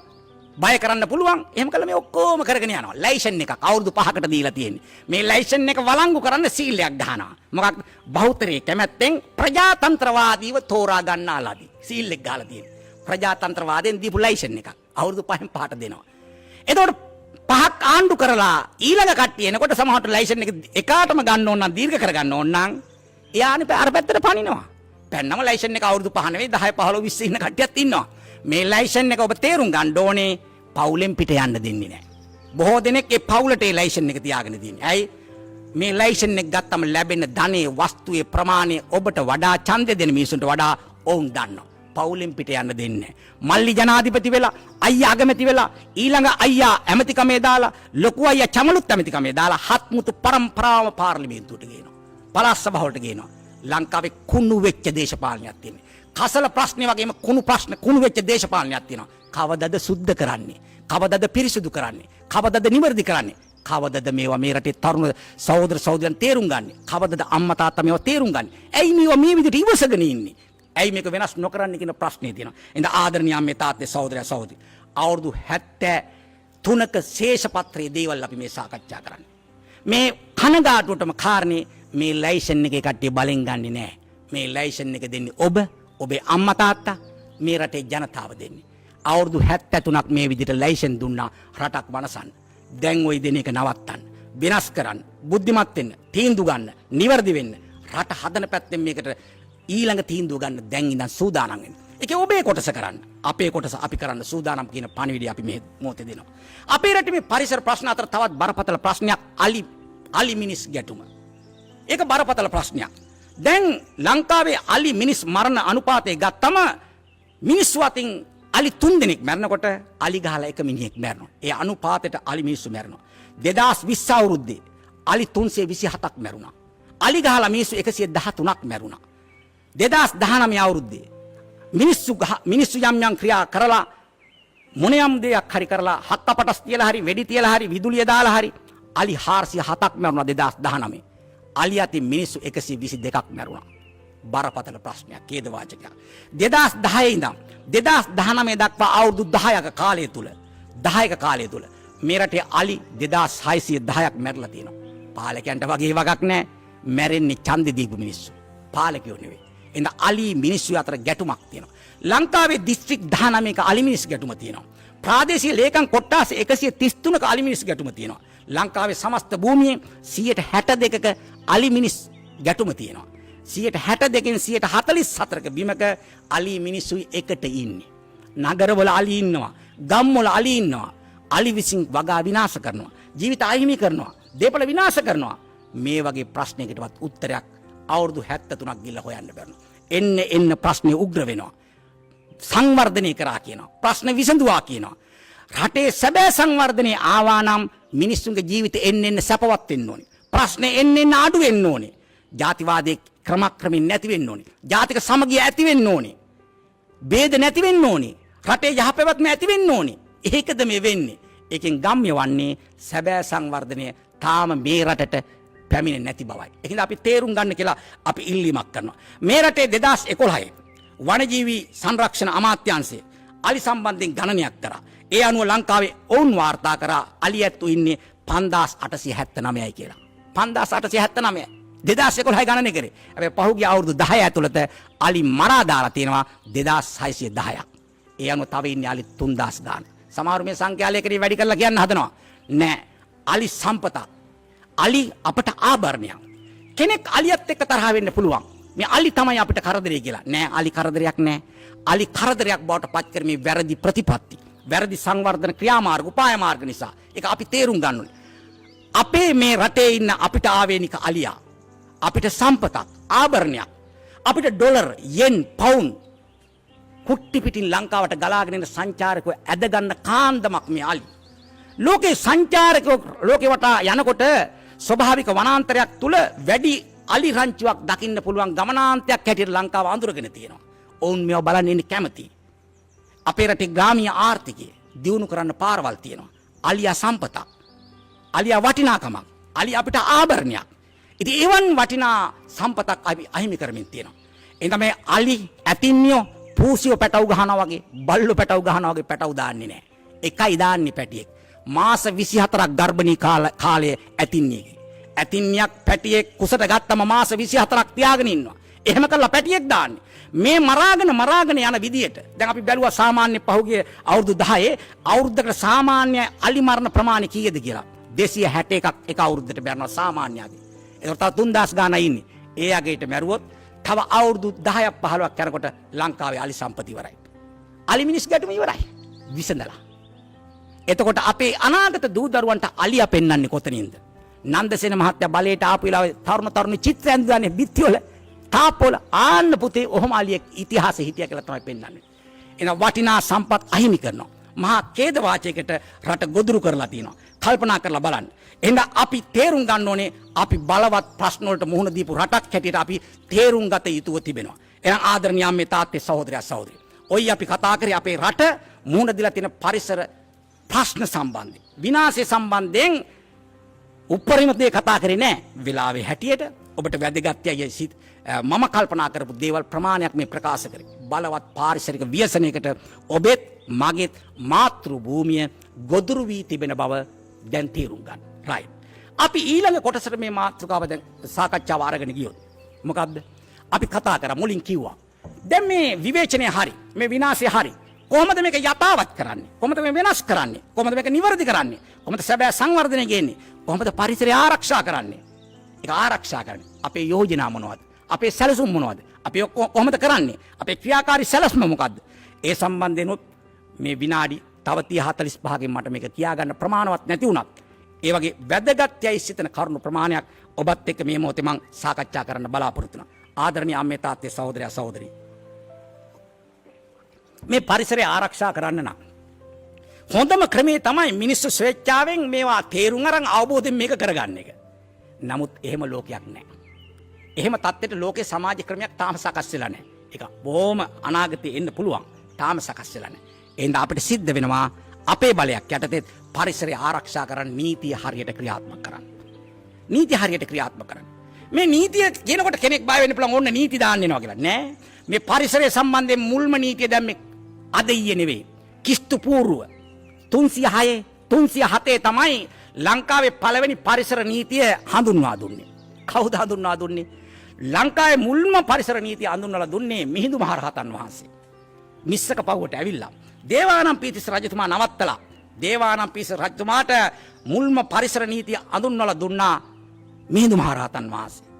මහා රජ වනේ සරණ මේ වන සතුන් අහසේ සරණ ඔය කුරුල්ලම් මේ මිහි මත ඔවුන්ටද ඔබට මෙන් සැරිසැරීමට අයිතියක් ඇත.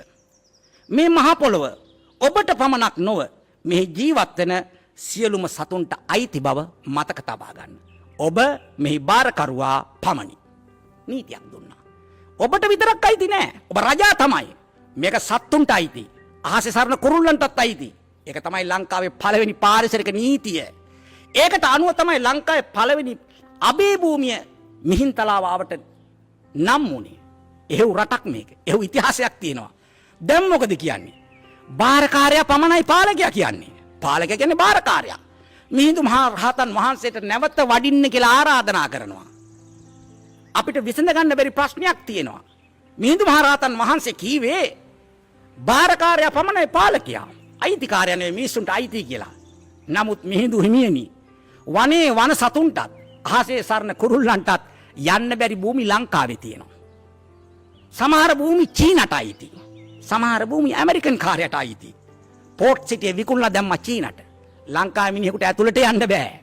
හම්බන්තොට වරායේ විකුණලා දැම්ම චීනට. අක්කර 15000ක් එතනින් දීලා දැම්ම චීනට.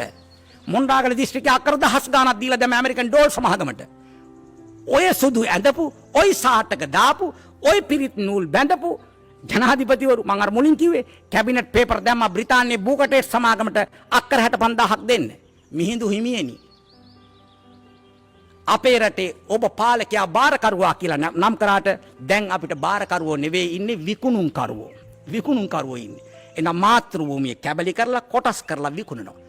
ආදරණීය තරුණේනි තරුණියනි ඔබයි මේ රටේ අනාගතේ බාර ගන්න තියෙන්නේ. ඔබ මේවා තේරුම් ගත යුතුව තිබෙනවා. ආදරණීය අම්මේ තාත්තේ සහෝදරයා සහෝදරිය ගෞරවනීය ස්වාමින් වහන්සේ අපි ඉන්නේ බලවත් නරක තැනක.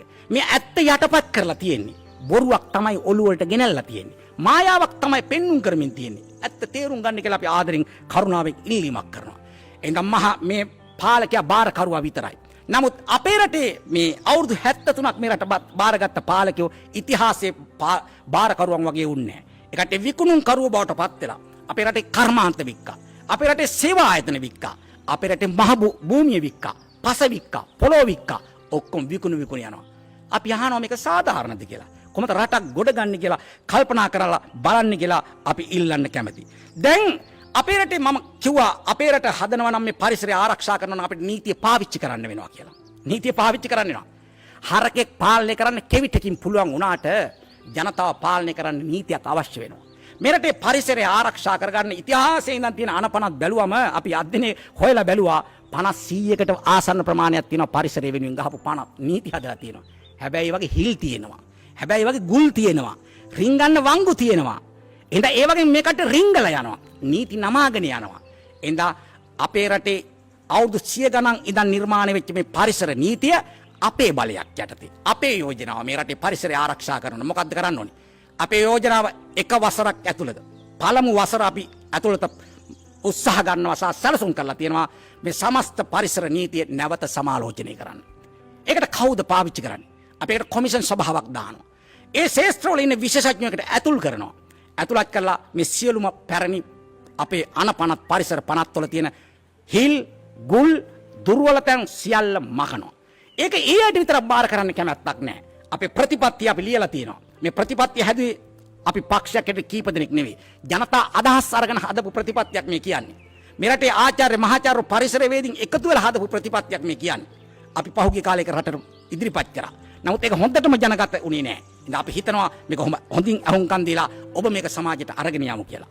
අපි අන්‍ය වගේ විශේෂඥ කණ්ඩායමක් විසින් හදපු ප්‍රතිපත්තිය අපි ඇතුළත් කරලා තියෙනවා.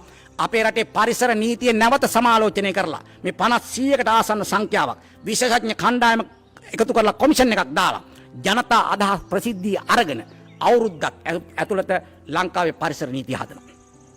නීති හදලා පොතක් හැටියට ගහලා පාර්ලිමේන්තුවේ සම්මත කරලා පුස්තකාලයක පුස් ගන්න තියන්නේ නැහැ.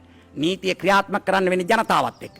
අපි ඒ සැලැස්ම දාලා තියෙනවා මාස 3ක කාලයක් තුල ජනතාවත් එක්ක ඒ සම්බන්ධයෙන් සංවාදයක් හදනවා. ජනතාවට නීතිය පැහැදිලි කරලා දෙනවා.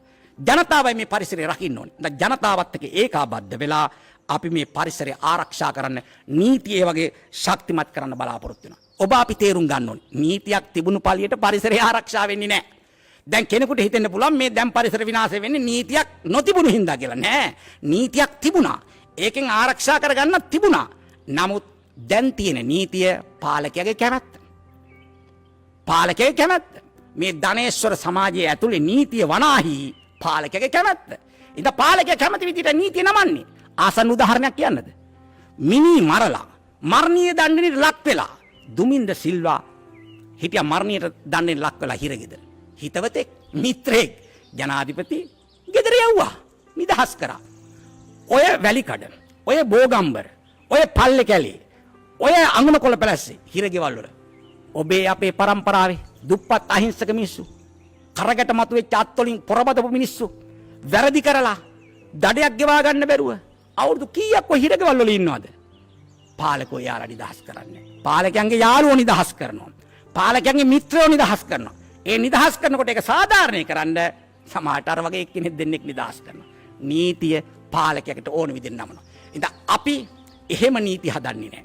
එහෙම නීති ක්‍රියාත්මක කරන්නේ නැහැ. හිතවතාට, යාළුවාට, මිත්‍රයාට, අම්මට, තාත්තට කියලා නීති නැහැ. නීතියක් රටේ හදනවා. ඒක කාටත් පොදුයි. දැන් මෙයාලත් ආවේ ඒක නීතියක්, ඒක රටක් කියලා. ඒක දැන් හොඳටම පැහැදිලි. නමුත් අපි මේ රටේ පරිසරය ආරක්ෂා කරගන්න ශක්තිමත් නීති පද්ධතියක් අපි හදනවා කියන එක මතක් කරන්න කැමතියි. දැන් කල්පනා කරලා බලන්න. දැන් අපි මේ වෙනකොට නීතියක් නැතුව මේ පරිසරය ආරක්ෂා කරන්න යම් මහන්සියක් ගන්නවා. මොකද දැන් අපිට බලයක් නැහැනේ. දැන් තියෙන්නේ අරගල කරලා මේ පරිසර විනාශයන් වළක්ව ගන්න. ඒක දැන් අපිට පොඩි පොඩි කෙවිතවල් ටිකක් මේ රටේ ජනතාව දීලා තියෙනවා. කෙවිතවල් 3ක් විතර පාර්ලිමේන්තුවේ තියෙනවා. ඒකෙන් තලලා පොඩ්ඩක් පෙන්නලා යන්තම් සද්ද දාලා බය කරලා කැලෑ ටික ආරක්ෂා කරගන්නවා. මේ රටේ රාජ්‍ය ආයතන සමාජලට දක්කගෙන යන්නේ මේ ආරක්ෂා කරගන්න. මේ රටේ ජන අරගල නොතිබුණා නම් මේ පරිසරයට කුමක් වෙයිද? බොහෝ ප්‍රශ්න වලට කුමක් වෙයිද? කල්පනා කරලා බලන්න. එහෙනම් ඒ ක්‍රමයට මේ රට ගොඩ ගන්න බෑ. එතන මේ නීති හැදුවම නීතිය ක්‍රියාත්මක කරන්න නම් අපිට බලයක් ඕනේ. බලයක් ආවොත් තමයි ඔබ අපි බලාපොරොත්තු වෙන රට නිර්මාණය කරන්න පුළුවන් වෙන්නේ. පරිසරය ආරක්ෂා කරගන්න පුළුවන් වෙන්නේ. දැන් අපිට මේ දේ කරන්න බැරි වුණොත් අනාගතේ ඔබ අපි මේ තීන්දුව ගත්තේ නැති වුණොත් මේ වගේම පාලකයන් නම් බිහි කරන්නේ බය වෙන්න එපා. සිංහ රාජම කපලා අපි ඔක්කොටම මිනි පෙට්ටි ටික හදලා දෙන්නේ. සිංහ රාජ කපලා ඔක්කොටම මිනි පෙට්ටි ටික හදලා දෙවි වැළලෙන්න. මේ පාලකෝ එතනට මේ රට දක්කගෙන යනවා. දක්කගෙන යනවා. ඒක අපි තේරුම් ගත යුතුව තිබෙනවා. හරි. අපි ඊළඟ කාරණේ නීතිය සකස් කරගත්තා. අපේ ප්‍රතිපත්ති, අපේ සැලැස්ම කොහොමද මේ අපේ භූමිය පරිහරණය කරන්නේ? අපි ඉස්සලා කතා කරා භූමියට වෙලා තියෙන විනාශය, ඛේදවාචකයේ සාකච්ඡා කරා. අපේ පාලනයක් යටතේ අපි විශේෂ තැනක් දෙනවා මේ මහ පොළොවට. අපි කිව්වා අර වටිනාම පාංශු සම්පතට. ඒවා ඒ විදිහට කටයුතු කරන්න පුළුවන් කමක් නැහැ. ඕනෑම සංවර්ධන ව්‍යාපෘතියකදී පළවෙනි තැන දෙන්නේ පරිසර සංරක්ෂණය රැකෙන විදිහටයි සංවර්ධන ව්‍යාපෘතිය කෙරෙන්නේ. සංවර්ධනයේ කිසිදු බාධාවක් අපෙන්නේ නැහැ. සංවර්ධනයේ මිත්‍රශීලී කාටද? පරිසරයට. පරිසරයට මිතුරුකමක් තියෙන සංවර්ධනයක් කරනවා. අපේ රටේ පරිසරයට මිතුරුකම් නැති සංවර්ධන ඕන තරම් උදාහරණ කියන්න පුළුවන්. එකක් දෙකක් අවබෝධය පිණිස සාකච්ඡා කරොත්. මේ ආණ්ඩු මේ ඉන්න පාලකයෝම උමා ඔය සංවර්ධන ව්‍යාපෘතිය කියලා බහුකාර්ය සංවර්ධන ව්‍යාපෘතියක් හඳුන්වලා දුන්නා. කෝටි 8000කට වැඩිය මුදලක් ඒ වෙනුවෙන් වෙන් කළා. දැවැන්ත ණයක් ගත්තා. මොකද දැන් ප්‍රතිඵලේ තාම ඉවර නෑ. අස්සන්න නෙල්ලලා තියෙන්නේ. පුපුරලා විනාශ වෙච්ච ගෙවල් සංඛ්‍යාව අපි ගාව සංඛ්‍යා දත්ත ඔක්කොම තියෙන ආණ්ඩුව පිළිගත්ත අධිකරණයේදී පිළිගත්ත නිවාස 12500ක් පුපුරලා විනාශ වුණා. උල්පත් ලිං ගලාගෙන යන ඇලදොල සිඳීගිර ප්‍රමාණය 7000කට ආසන්නයි. වතුර නැතිකමින් වගා කරගන්න බැරි වෙච්ච ඉඩම් ප්‍රමාණය කුඹුරු සහ ගොඩ ඉඩම් ප්‍රමාණය විශේෂයෙන් එළවලු වගාවට යට කරන ඉඩම් ප්‍රමාණය ප්‍රාදේශීය ලේකම් කොටස් 7ක අක්කර 16000කට ආසන්නයි. සංවර්ධනය කියලා කියන්නේ මේවටද? මේ විනාශය නොවේද? ඵලදායි නොවන, ලාභයක් නොවන, ආර්ථික ලාභයක් නොවන, යහපත් නොවන ව්‍යාපෘති ඕන තරම් රටේ තියෙනවා. නෙළුම් කුළුණ හැදුවේ ණයක් තරම්. මොකද තියෙන ඵලදායිතාවය? ගුවන්තොටුපළ වල හැදුවා මත්තල. හම්බන්තොට ජාත්‍යන්තර සම්මන්ත්‍රණ ශාලාවක් හදලා තියෙනවා. සේවකෝ සෑහෙන සේවය කරනවා. කොච්චර සම්මන්ත්‍රණ තියනවද? ඵලදායිද? ලාභදායිද? රටේ ප්‍රමුඛතාගත කරලා මිනිසුන්ගේ අවශ්‍යතාවයන් සංවර්ධ හැදුවද? අවශ්‍යතාවයන් සම්පූර්ණ කරගෙන ආවද? නිෂ්පාදනයේ ඉහළට දැම්මද? කුෂිකර්මාන්තය ඉහළට ගෙනාවද? ඒ මොකක්වත් නැහැ. ණය කරපු රටක්, හිඟමනේට ඇදලා දාපු රටක්. එහෙනම් මේවා අපි ඔක්කොම තේරුම් ගත යුතු තිබෙනවා. ඉතින් මේ අපේ රටේ මේ පස උඩ හදපු සංවර්ධනයේ සාධාරණ සංවර්ධනයක් නෙවෙයි. විනාශකාරී සංවර්ධනයක්. ඉතින් සංවර්ධනයේදී අපි පළවෙනි අංකයේ සංවර්ධන ව්‍යාපෘති වලට තියෙනවා පාරිසරික මිතුරු සංවර්ධනයකට යන්න ඕනේ. පස ආරක්ෂා වෙන්න ඕනේ. වැලි සම්පත ආරක්ෂා වෙන්න ඕනේ. මැටි සම්පත ආරක්ෂා වෙන්න ඕනේ. අපේ තියෙන කළුගල් සම්පත ආරක්ෂා වෙන්න ඕනේ. සංවර්ධනයට ඒවා අවශ්‍ය වෙනවා. ඒවා නිවර්දි ක්‍රමයකට ගන්න ඕනේ. පරිසර හානිය අවම කරලා ගන්න ඕනේ. නව විකල්ප හොයන්න ඕනේ. ඒවා අපේ සැලසුම් වල අපි අන්තර්ග්‍රහණය කරලා තියෙනවා. අපේ පාලනයක් යටතේ මධ්‍යම කඳුකරයට අපි විශේෂ අවධානයක් යොමු කරනවා. අපේ මධ්‍යම කඳුකරය කියලා අපි සලකන්නේ හදවත, අපේ රටේ හදවත. ඊසාන දිගෙන් එන සුළං මුවා කරලා වැසි අරන් දෙනවා. නිරිත දිගෙන් එන සුළං මුවා කරලා වැසි අරන් දෙනවා. වැරදිලාවත් අපිට මධ්‍යම කඳුකරයක් නොතිබුණා නම් ওই හුලම් දෙක උඩින් යනවා. බැස්සක් හම්බෙන්නේ නැහැ. වැසි වනාන්තර. ඒවා නැවත ශක්තිමත් කරන්න ඕනේ. පාංශු කාදනය වළක්වන්න ඕනේ. ඉතින් අපි විශේෂ ව්‍යාපෘතියක් අපේ බලයේ යටතේ පාංශු කාදනය වළක්වීම සඳහා ගේනවා. ඒක රජයේ මැදිහත් වෙන විශේෂ ව්‍යාපෘතියක් බවට අපි පත් කරනවා. ඒ වගේම පාංශු කාදනය වෙලා විනාශයටපත් වෙලා තියෙන මහ පොළොව නැවත ප්‍රතිස්ථාපනය කිරීම සඳහා අපි ව්‍යාපෘතියක් අඳුන්වා දෙනවා. තියෙන එක රකින්නවා.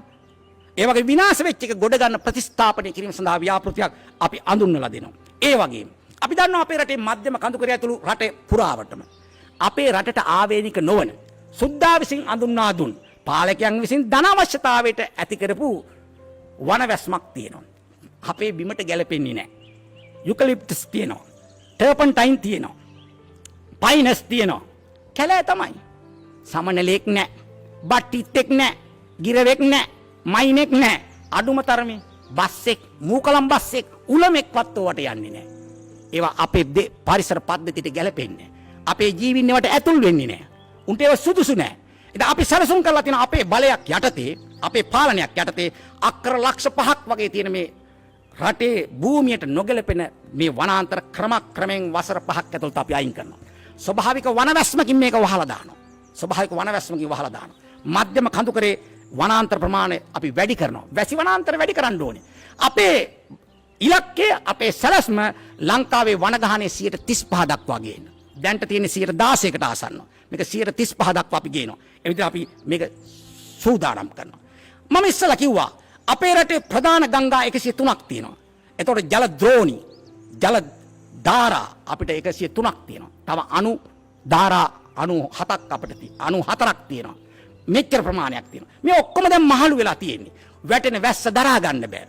උල්පත් මතු කරන්න බෑ. ඉතින් අපි සැලසුම් කරලා තියෙනවා අපි නැවත වතාවක් රටේ ප්‍රධාන ගංගා ද්‍රෝණි නැවත මිනුම් කටයුතු කරනවා. ඒවට අවශ්‍ය ජල දර ප්‍රමාණය අපි තීන්දුව කරනවා. ඒවා ස්වභාවික වනවැස්මකින් ආවරණය කරන්න අපි අදාළ සැලසුම් සකස් කරලා තියෙනවා. මේ රටේ වනාන්තර නැවත පණ දෙන්න ඕනකම තියෙනවා. එහෙම කරාට පස්සේ අපිට මෙන්න මේ වගේ ප්‍රතිඵල ගන්න පුළුවන්. නියඟේ අහිමි කරගන්න පුළුවන්.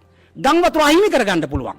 අන්න ඒ தත්ත්වයට මධ්‍යම කඳුකරේ සහ මේ ගංගා ද්‍රෝණි අපි පත් කරන්න බලාපොරොත්තු වෙනවා. ලංකාවේ සියලුම ජල උල්පත්, ජල මූලාශ්‍ර අපි ඔක්කොම මැනුම් කටයුතු කරනවා. ඔක්කොම අධ්‍යයනයකින් පස්සේ මැනුම් කටයුතු කරනවා. ඒ මැනුම් කරලා ඔක්කොම ගැසට් කරනවා. වසර 2ක් ඇතුළත ඒවා සියල්ල සංරක්ෂණය කරලා පරිසර පද්ධති ආරක්ෂා කරන්න අපි ප්‍රතිපත්ති සකස් කරලා තියෙනවා. එන ආදරණීය මෙතාත්තේ සහෝදරයා සහෝදරිය. මෙරටේ ගම් වතුර සහ නියඟේ පාලනය කරන ඉතිහාසයේ ජල කළමනාකරණය කරපු අපේ විශේෂඥ පාවිච්චි කරපු වාරි සැලසුමක් තමයි එල්ලංගා පද්ධතිය සහිත වාරි සැලසුම. දැන් ඒවා අකාමකා දමලා තියෙන්නේ. අපිට ඔක්කොම ආපහු ගොඩ ගන්න බැරි වේවි. නමුත් අපි විද්‍යානුකූල අධ්‍යයනයක් කරන්න සැලසුම් කරලා තියෙනවා. අපේ ප්‍රතිපත්තියේ නැවත ප්‍රතිස්ථාපනය කර හැකි එල්ලංගා පද්ධතිය සම්බන්ධයෙන් හොයලා බලනවා.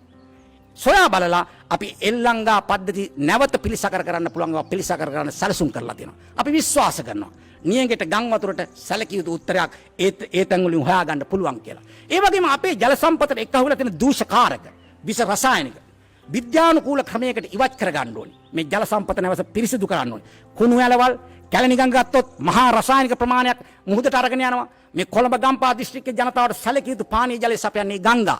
සෑහෙන දූෂ්‍ය බවට පත් වෙලා තියෙන්නේ. කොතන ගියත් එහෙම නගර තියෙන්නේ ගංගා උඩ. ගෙවල් තියෙන්නේ ගංගා උඩ. කිසිදු සැලැස්මකට රටක් පවත්වාගෙන ගිහිල්ලා නැහැ. ඉතින් අපිට ඒවා නැවත ජනතාවට පීඩාකාරී නොවන විදියට, ජනතාවට අසාධාරණයක් නොවන පරිදි මේවා නැවත අපිට පිළිසකර කරන්න සිද්ධ වෙනවා. ආදරණීය මේ තාත්තේ සහෝදරයා සහෝදරිය. අපේ රටේ ජල කළමනාකරණයක් නිසි ලෙස නැහැ. අපි දන්නවා මේ ආණ්ඩුව ජලය විකිණීමට පනත් හැදුවා. ඒ පනත් ගෙනාවා. බහුජාතික සමාගම් වලට ජල සම්පත විකුණන්න පනත් ගෙනාවා. වැව් විකුණන්න ගැසට් නිවේදන දැම්මා. ඕවා නිකම්ම නැති වුණා නෙවෙයි. ජනතාව පෙළගස්සලා උද්ඝෝෂණ කරලා තමයි ඒ කොඩිවින කැපුවේ. ජනතාවට රටට අවාසිදායක නොවන අපේ සම්පත අපේ වෙන ක්‍රමයකට, විද්‍යානුකූල ක්‍රමයකට අපි ජල කළමනාකරණ ප්‍රතිපත්තියක් හදනවා. ඒ ඇයි හදන්නේ? ජලය නිසිලස පාවිච්චි කරන්න, අපතයම් වළක්ව ගන්න, ජලයට විස අපද්‍රව්‍ය එකතු වීම නවත්තන්න. ඒ වගේම අපි දකිනවා මේ භූගත ජලය අනවශ්‍ය විදියට මතු පිටට ගත්තොත් ඒක මහා පරිසර ප්‍රශ්නයක් බවට පත් වෙන්න පුළුවන්කම තියෙනවා. ඉතින් නිවැරදි විද්‍යානුකූල ජල කළමනාකරන ප්‍රතිපත්තියක් හදලා අපි ක්‍රියාවට නගන්න සැලසුම් කරලා තියෙනවා. ඉතින් මේ රටේ ජල සම්පතේ විදිහට අපි කළමනාකරණය කරන්න සූදානම් වෙනවා. ඒ වගේම අපි භූමි පරිහරණය ගැන සාකච්ඡා කරා. අපි සාකච්ඡාවක් ඉන්නවා අපේ ප්‍රතිපත්තියට අපි ඇතුල් කරලා තිනවා අපේ පාලනයක් යටතේ. මේ විදිහට අයාලේ යන විදිහට භූමිය පරිහරණය කරන්න බෑ. එහෙනම් විද්‍යානුකූල ලෙස මේ භූමිය පරිහරණය කරන්න පුළුවන් සලස්මක් අවශ්‍යයි. සමස්ත ලාංකීය භූමිය නිවර්දි භූමි පරිහරණ සලස්මකට අපි ඇතුළත් කරගන්නවා. මේ භූමි පරිහරණ සලස්ම හදන්න අපි ඇස්තමේන්තු කරලා තිනවා අපිට වසර 5ක් යයි කියලා. ඒක සුළුපටු කාරණයක් නෙවෙයි. වසර 5ක් යනකම් අතහැරලා ඉන්න කැමැත්තක් නැහැ. කෙටි කාලින, මැදි කාලින, දිගු කාලින කියලා කොටස් තුනකට අපි මේ භූමි පරිහරණ සලස්ම සකස් කරන කාලය වෙන් කරලා තියෙනවා. අවසාන සලස්ම අවුරුදු 5කින් ආවත් අපි කෙටි කාලයක් තුල සමහර ඒවා තීන්දුව ගන්නවා. සමස්ත භූමියම ලාංකීය භූමියම සැලසුම් කරාට පස්සේ ජනාවාස තියෙන්නේ මොන භූමි කලාපයේද? වගාවන් කරන්නේ මොන භූමි කලාපයේද? නාගරීකරණය කරන්නේ මොන භූමි කලාපයේද? කර්මාන්ත තියෙන්නේ මොන භූමි කලාපයේද? සංරක්ෂිත භූමි තියෙන්නේ මොන කලාපයේද? ඒ ඔක්කොම තීන්දුව කරනවා. නායන භූමි අපි වෙන් කර ගන්නවා. ඒවා වනගත කරනවා. ඒවා ආරක්ෂා කරනවා. ඒ සියල්ලම සැලසුම් කරන ප්‍රතිපත්තිය අපි සම්පාදනය කරලා තියෙනවා. ඒක අපි ඔබට දැනුම් දෙනවා. අපි සූදානම් වෙන මේ පරිසරය මේ විදිහට ආරක්ෂා කරගන්න. ඒ වගේම අපි දන්නවා මේ පරිසර පද්ධතිය සම්බන්ධයෙන් කතා කරනකොට අපිට අසිරිමත් ජෛව විවිධත්වයක් තියෙන රටක් මේක. රට ගොඩ ගන්න පුළුවන් අසිරිමත් ජෛව විවිධත්වයක් අපිට තියෙනවා. හැබැයි බලවත් ලෙස ඒවා හානියටපත් වෙලා තියෙනවා. නැවත ඒවා අපි ප්‍රතිස්ථාපනය කරගත යුතුව තිබෙනවා. අපි දන්නවා අපේ මේ භූමිය වසාගෙන ආක්‍රමණික වල් පැල ඇති සාක සෑහෙන පැතිරලා තියෙනවා. ජලාශවල තියෙනවා, ගොඩබිමේ තියෙනවා. අපි ඒ සම්බන්ධයෙන් අවධානය යොමු කළා අපේ ප්‍රතිපත්තිය සකස් කරලා තියෙනවා. අපේ පාලන කාලය තුල අපි එකට වෙනම රාජ්‍ය යාන්ත්‍රණ යොදවනවා. ආක්‍රමණික පැල සාක සියල්ලම ඉවත් කිරීමේ ක්‍රමවේදයක් සකස් කරන්න සාකච්ඡා කරලා තියෙනවා. ඒ විදිහට අපි මේක සැලසුම් කරලා තියෙනවා. ඒ වගේම අපි දන්නවා අපේ රටේ තියෙන බලවත් ප්‍රශ්නයක් බවට දැන් මේ කාලයක් තිස්සේ වර්ධනය වෙමින් තිබෙනවා. යම් යම් සත්ව ගහනයන් වර්ධනය අධික වෙලා තියෙනවා. ඒක ගොවිබිම් වලට ප්‍රශ්නයක් වෙලා තියෙනවා. ඒවා නගර වලට ප්‍රශ්නයක් වෙලා තියෙනවා. අපේ රටේ දියුණුවට ප්‍රශ්නයක් වෙලා තියෙනවා. යම් යම් සත්ත්ව කොට්ටාස විශේෂ ගහණේ වැඩි වෙලා තියෙනවා. දැන් මේකට අපි උත්තර හොයන්න ඕනකම තියෙනවා. අපි පරිසර ප්‍රතිපත්තිය සකස් කිරීමේදී ඒ සම්බන්ධයෙන් සාකච්ඡා කරන්න ලැබුවා. ඒකට අපි සැලසුම් කරලා තියෙනවා මේ සම්බන්ධයෙන් පළමුවෙන්ම ජීව විද්‍යාත්මකව අධ්‍යයනයක් සිදු කරන්න ඕනේ. ඇයි මේක මෙහෙම වුනේ කියලා. ඇයි මේක මෙහෙම වුනේ කියලා. ඊට පස්සේ ඒක පාලනය කිරීම සඳහා ස්වභාවික වර්ණ ක්‍රියාවලියක් යටතේ අපි සමතුලිතතාවය හදන්න මේ අධික ලෙස දහනේ වැඩි වෙන සත්තු සාමාන්‍ය සමතුලිත මට්ටමට ගේන්න ස්වභාවික වර්ණ ක්‍රියාවලියක් යටතේ ඒක පාලනය කරන්න අපි සැලසුම් කරනවා. ඒක අපි ප්‍රතිපත්තියක් හැටියට අපි පිළිගෙනක තියෙනවා. ඒ වගේම ආදරණීය අම්මේ තාත්තේ සහෝදරයා සහෝදරිය. අපි මේ රට ලෝකයේ අභිමානවත් රටක් බවට පත් කරන්න ඕනේ කියලා මම මුලින් කිව්වා. ලෝකයේ ආදර්ශමත් රටක් බවට පත් කරන්න ඕනේ. මේක දියුණු රටක් බවට පත් කරන්න ඕනේ. එඳ අපි හරිත නගර සංකල්පය සාකච්ඡා කරලා තියෙනවා අපේ ප්‍රතිපත්තිය. අපේ පළවෙනි වසර දෙක තුල ලංකාවේ තෝරගත් නගර 10ක් හරිත නගර බවට පත් කරනවා. ඒ සඳහා විශේෂඥයෝ අපි පත් කරනවා. ඔවුන්ගේ සැලසුම් අනුව අපි නව සංකල්පයක් යටතේ හරිත නගර මේ රටට අඳුන්වලා දෙනවා. ඒ වගේම අපේ මේ රටේ වායුගෝලයේ ලෝක වායුගෝලයේ සෑහෙන දූෂිත භාවයට පත් වෙලා තියෙනවා. අපි ඉස්සලා කතා කරා. ඒ දූෂිත භාවයත් එක්ක අපි සැලකිය යුතු ප්‍රශ්න වලට මුහුණ දීලා තියෙනවා. කොළඹ මහනුවර වගේ නගර සැලකිය යුතු ප්‍රශ්න වලට මුහුණ දීලා තියෙනවා. මේ தත්ත්වේ කළමනාකරණය කරන්න විද්‍යාත්මක අධ්‍යයනයකින් පසු අපි තීන්දුව කරලා තියෙනවා. මම ඉස්සෙල්ලා කතා කරපු අපිට තියෙන තවත් ලොකු සම්පතක් තමයි අපේ මුහුද වෙරළ බලවත් අනතුරකටපත් වෙලා බලවත් විනාශයකටපත් වෙලා කැලිකසල මුදාහරණ තැනක් බවටපත් වෙලා අපි ඒ සම්බන්ධයෙන් දැඩි ලෙස අවධානය යොමු කරලා අපේ ප්‍රතිපත්තිය සකස් කරලා අපි සැලසුම් කරනවා වෙරළට කිසිම අපද්‍රව්‍යයක් මුදාහරින්න අපි අපේ පාලනේ යටතේ ඉඩ තියන්නේ නැහැ. ඒක නීතියම නෙවෙයි. ඒවා මුදාහරින්න වෙන ක්‍රමවේද සකස් කරලා දෙනවා. ඒක අපි ඉස්සරහට සාකච්ඡා කරමු. ඉතින් අපද්‍රව්‍ය දැමීම කෙටි කාලයක් ඇතුළත මොහොතට අපද්‍රව්‍ය දැමීම අපි සපුරා නවත්ත ගන්න සැලසුම් කරනවා. ගංගා මගින් වෙන්න පුළුවන් වෙනයන් ක්‍රමයක් මගින් වෙන්න පුළුවන් මුහුදට අපද්‍රව්‍ය යවන්න ලෝකේ 5 වෙනි ස්ථානයේ තියෙන අංකය අපි මකලා දානවා. ඉවත් කළා දාලා අපේ වෙරළ සුරක්ෂිත වෙරළක් බවට පත් කරනවා. සුන්දර වෙරළක් බවට පත් කරනවා. මුහුදු තීරයක් බවට පත් කරනවා. ඒ වගේම අපි දන්නවා මේ වෙරළ තීරේ වටිනා සංවේදී ස්ථාන තියෙනවා. කඩොලාන පද්ධති තියෙනවා. මත්ස්‍ය අභිජනන මධ්‍යස්ථාන තියෙනවා. ස්වභාවික හැදිච්ච කලපු තියෙනවා, බොකු තියෙනවා. දීවර කටයුතු සංවේදී තැන් තියෙනවා. දැන් පාරිසරික වශයෙන් සංවේදී තැන් අපි නිවර්දි ක්‍රමයක් යටතේ සොයා ගන්නවා. ඒවා මැනුම් කටයුතු කරනවා. ඒ වගේ සියලුම මානව ක්‍රියාකාරකම් අපි නවත්තලා දානවා. ඒවා පරිසර සම්පත් හැටියට ආරක්ෂා කරගන්නවා. ලෝකේ එහෙම කරලා තියෙනවා. නැතුව මේව රකින්න පුළුවන් කමක් නැහැ. ඒ වගේම අපි දකිනවා වෙරළ කලාපය ඉදිකිරීම බහුල ලෙස වැඩි වෙමින් තිබෙනවා. වෙරළ අපිට අහිමි වෙමින් තිබෙනවා. වෙරළ ජනතාවට සංචාරකයන්ට භුක්ති විඳින්න තියෙන තැනක්, වින්දනයක් ගන්න තියෙන තැනක්. ඒක එසේ වන්න දෙන්න පුළුවන් කමක් නැහැ.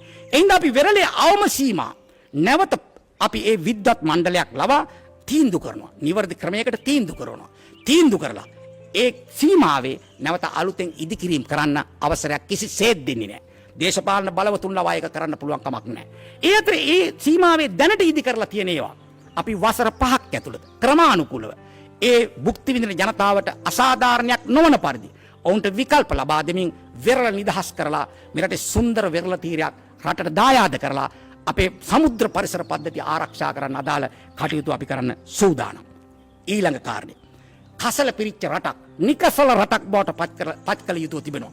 කසල කියන්නේ කසලම නෙවෙයි. කසල කියන්නේ ධනය. ඒවනුත් රැස් කරන්න පුළුවන්. ලෝකේ බොහෝ රටවල් කසල ඒ විදිහට කළමනාකරණය කරනවා. අපේ රට අසාර්ථක භාවයන් අත්පත් කරගත්ත රටක්. අපි රටේ තාම බලය ගත්තේ නැහැ. තුනට ඔබට මතකයි නම් ඉතිහාසය අපි තිස්ස මහරාමේ ප්‍රාදේශ සභාවේ බලය ගත්තා. පුංචි තනක්.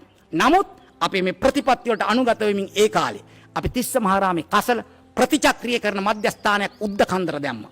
අපි කොම්පෝස්ට් පෝර හැදුවා. කාබනික වගාවන් හුරු කෙරුවා. එතන බල ශක්තිය නිෂ්පාදනය කරගත්තා. අපි තීන්දුව කරලා තිනවා රටේ බලය අපට ඔබ දුන්නු දාට මේ රටේ නිකසල රටක් බවට පත් කරන්න. ඒකට ක්‍රමවේද හදලා තියෙන්නේ. සලසුන් කරලා තියෙන ප්‍රතිපත්ති සකස් කරලා තියෙන්නේ. කසල ජනනය සීමා කරගන්න ඕනකම තියෙනවා. ඒ සඳහා ජනතාවට අවබෝධය දෙනවා. අනවශ්‍ය පරිදි කසල ජනනය කරගන්න එපා. උපද්දව ගන්න එපා. වැඩි කරගන්න එපා. ඒ වගේම ජනතාව ලවා කසල ප්‍රතිචක්‍රීයකරණය කරගන්න පුළුවන් සීමාවන් අපිට තියෙනවා. ජනතාවට කාබනික පෝර හදාගන්න. ඒක ජනතාවට කියලා ජනතාවට කරගන්න කියලා අපි අතාරින්න සූදානමක් නැහැ. ඒක අපේ රජයේ වගකීමක්. අපේ පරිසර අමාත්‍යාංශයේ වගකීමක්. අපි ඔවුන්ට ඒ සඳහා ආධාර මාර්ගෝපදේශ දෙන්න සූදානමින් ඉන්නවා. ඉතින් රටට ජනිත වෙන මෙට්‍රික් ටොන් 7000ක කසල ප්‍රමාණය අපිට ඒ සීමාවෙන් අඩු කරගන්න පුළුවන් කියලා අපි හිතනවා. ජනනය අඩු කරනවා. ගෘහ තුලම ඒවා කාබනික පොහොර නැත්තම් ක්‍රමයකට කළමනාකරණය කරන්න සූදානම් වෙනවා. ජනනය අඩු කරගන්න. රජයකට පමණක් මේ සියල්ල කරන්න පුළුවන් කියලා අපි විශ්වාස කරන්නේ නැහැ. කසල ප්‍රතිචක්‍රීකරණ ක්‍රියාවලියට අපි රාජ්‍යාංශය වගේම පෞද්ගලික අංශය එකතු කරගන්න අපේ ප්‍රතිපත්ති ප්‍රකාශනය අපි සඳහන් කරලා තියෙනවා, සැලසුම් කරලා තියෙනවා. කසල කළමනාකරණේ රාජ්‍යාංශයත් පෞද්ගලික අංශයත් දෙගොල්ලම ඒකාබද්ධ වෙලා තමයි අපි කරන්න සැලසුම් කරන්නේ. ඒ අනුව අපි ලංකාවේ හැම දිස්ත්‍රික් එකම ප්‍රමුඛතාවයේ අනුව කසල ප්‍රතිචක්‍රීකරණ මධ්‍යස්ථාන අපි ගොඩනගන්න බලාපොරොත්තු වෙනවා. ඒ ක්‍රමය ජෛව රසායනික කසල ප්‍රතිචක්‍රීයකරණය කියලා අපි නම් කරනවා. ඒක පසට හානි වෙන, ජලයට හානි වෙන ක්‍රමයක් නෙවෙයි. ඒ හරහා අපි බලාපොරොත්තු වෙනවා කාබනික පොහොර නිෂ්පාදනය කරගන්න, බල ශක්ති නිෂ්පාදනය කරගන්න. දැන් නිකසල රටක් බවට රටපත් කරන්න නිකම්ම නෙවෙයි. සැලසුමක් ඒ විදිහට අපි සකස් කරලා තියෙනවා. ඉතින් ආදරණීය මේ තාත්තේ සහෝදරයා සහෝදරිය. අපි දන්නවා දැන් අපේ පරිසර පද්ධතිය ගත්තම බලවත් ප්‍රශ්න තියෙනවා. අපි ඉස්සලා සාකච්ඡා කරා. අලි මිනිස් ගැටුම උත්තර හොයාගන්න බෑ. ඉතින් අපේ පරිසරයේ බැලුවම සංරක්ෂිත කලාප, වනජීවී කලාප, වන සංරක්ෂණ කලාප වෙන්වෙන්ව තියෙන්නේ.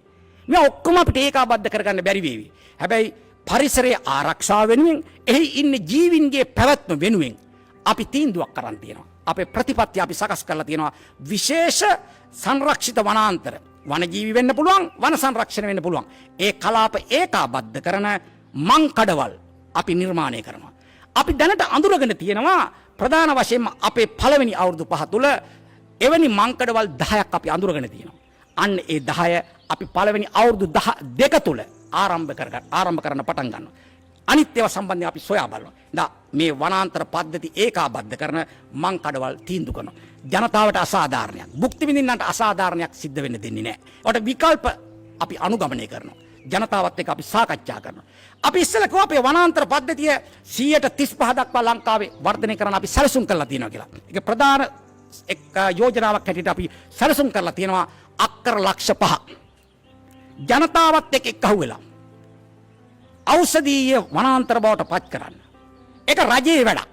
ජනතාව කරන්නේ. ජනතාවට මාර්ගෝපදේශය දෙනවා. ජනතාවට ආධාර දෙනවා. එයින් එන ආදායම ගන්න වෙළඳපොළ සකස් කරලා දෙනවා. අපි වනාන්තර පද්ධතියක් හදනවා. ඒක ඖෂධීය දේශීය ඖෂධීය කර්මාන්තේ ප්‍රවර්ධනය කිරීම සඳහා ජාත්‍යන්තර වෙළඳපොළ ඉලක්ක කරලා අපි ඒ කටයුත්ත සැලසුම් කරලා තියෙනවා. එහෙනම් වනාන්තර නිකම්ම සකස් කරලා හරියන්නේ නැහැ. ඒක රටට පළදායි ලෙස වනාන්තර හදාගන්න අපි සැලසුම් කරනවා. මේ අලිමිනිස් ගැටුම ගැන අපි ඉස්සෙල්ලා සාකච්ඡා කරා. මේක කොහොමද අපි අවම කරගන්නේ? අපිට ඒකට කෙටි කාලේ දිගු කාලේ උත්තර හොයන්න වෙනවා. කෙටි කාලේ උත්තරේ මිනිස්සු මැරෙන්න දෙන්නත් බෑ. අලි මැරෙන්න දෙන්නත් බෑ.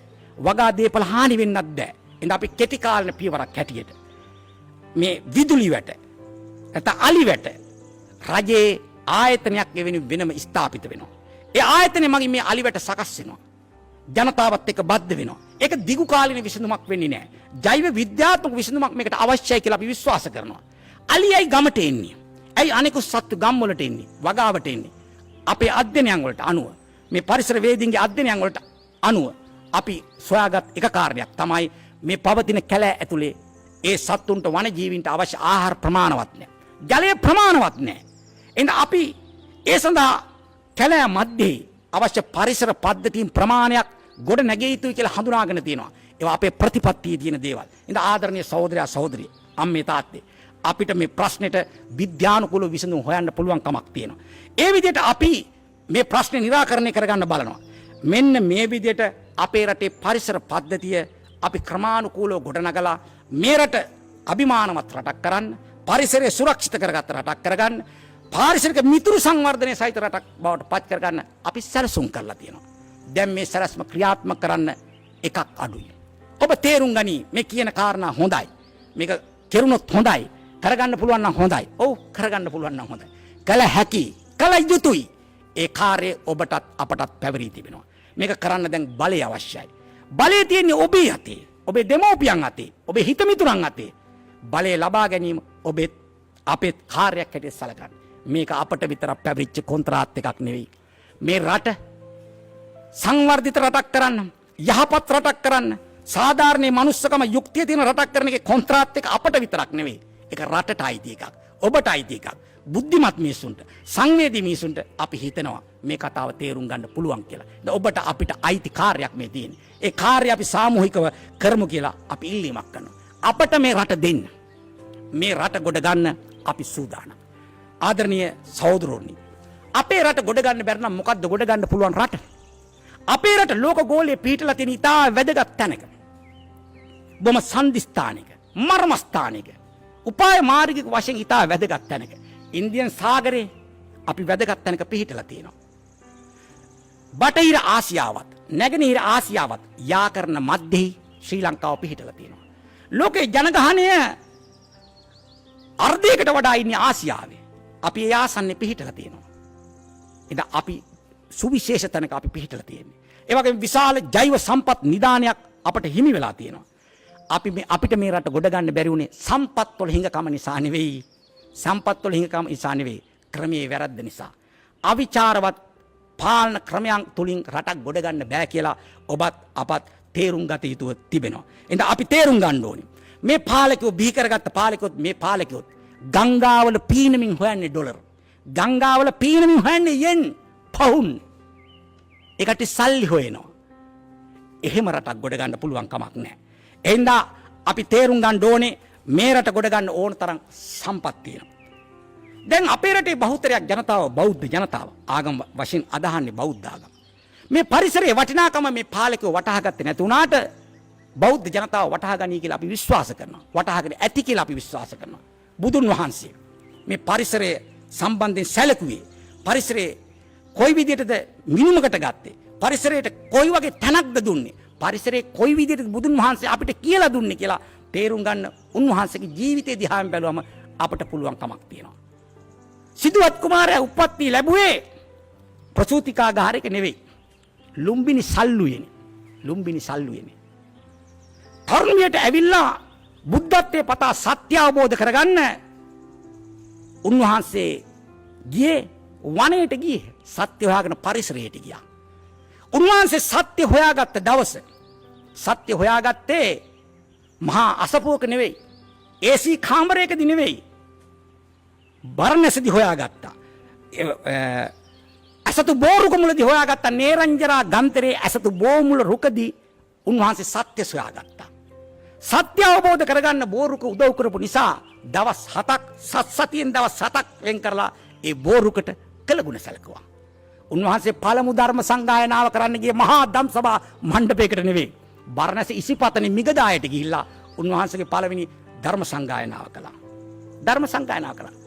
උන්වහන්සේ පිරිනිවන් පෑවේ දැඩි සත්කාරයේ ඒකකයේ ඇදක් උඩ නෙවෙයි. උන්වහන්සේ පිරිනිවන් පෑවේ උපවත්තන සල්ලුවේනේදී. ජීවිතේම පරිසරයත් එක්ක බද්ධ කරා. එහෙව් පරිසරයක් අපි තේරුම් ගන්න ඕනේ.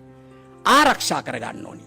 මේ පරිසරයට තැනක් දීපු දහමක් අපි මේ රටේ බහුතරයක් ජනතාව අදහන්නේ. අනිත් ආගම් ගත්තත් පරිසරයේ සැලකුවේ රැකිය යුතු ආරක්ෂා කළ යුතු දෙයක් හැටියට. දැන් මේ පරිසරය ඔබට මට විතරක් අයිති දෙයක් නෙවෙයි.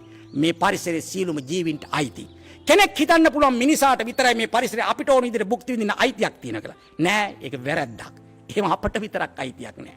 අපි මේ අපිට විතරක් අයිති කියලා හිතුවොත් සියලු ජීවීන් මරලා දැම්මොත් අපේ පැවැත්මක් නෑ. එහෙනම් අපි මතක තියාගන්න ඕනේ ලෝකේ ජීවීන් වඳ වේගන යනවා නම් අවසානෙට වඳ වෙන්නේ මිනිහා නෙවෙයි. මිනිහා වඳ වෙලා තවත් ජීවත් වෙන ජීවීන් ඉන්නවා. එහෙනම් අපේ අනාගත පැවැත්ම තහවුරු කරගන්න නම් මානවයාගේ ජීවීන්ගේ මේ පරිසරය ආරක්ෂා කළ යුතුම තිබෙනවා. සියලු ජීවීන් ගහකොළ ආරක්ෂා කළ යුතුම තිබෙනවා. අපේ මේ පරිසර පද්ධතිය මේ රට ගොඩනගන්න මහා සම්පතක් කියලා අපි කිව්වා. මේ මහා සම්පතක්, මේක මහා නිදානයක්. මේ සබහා දහම අපිට ගොඩක් පණිවිඩ දීලා තියෙන්නේ. මේ පරිසරය අපිට ගොඩක් පණිවිඩ දීලා තියෙනවා. මේ සබහා දහම මේ පරිසරය කියන්නේ නිෂ්පාදනාගාරයක්. මේ මානවයන්ට මේ සත්තුන්ට අවශ්‍ය සියලු දෑ නිෂ්පාදනය කරලා දෙනවා. මේ සබහා දහම අපට ඔක්කොම නිෂ්පාදනය කරලා දෙනවා. ආහාර නිෂ්පාදනය කරලා දෙනවා.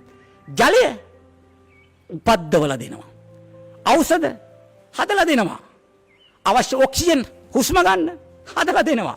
අපි පිට කරන කාබන් ඩයොක්සයිඩ් විසකාරක වායු ගස් කොළන් උරා ගන්නවා. අපිට වාසය කරන්න බිමක් හදලා තියෙනවා.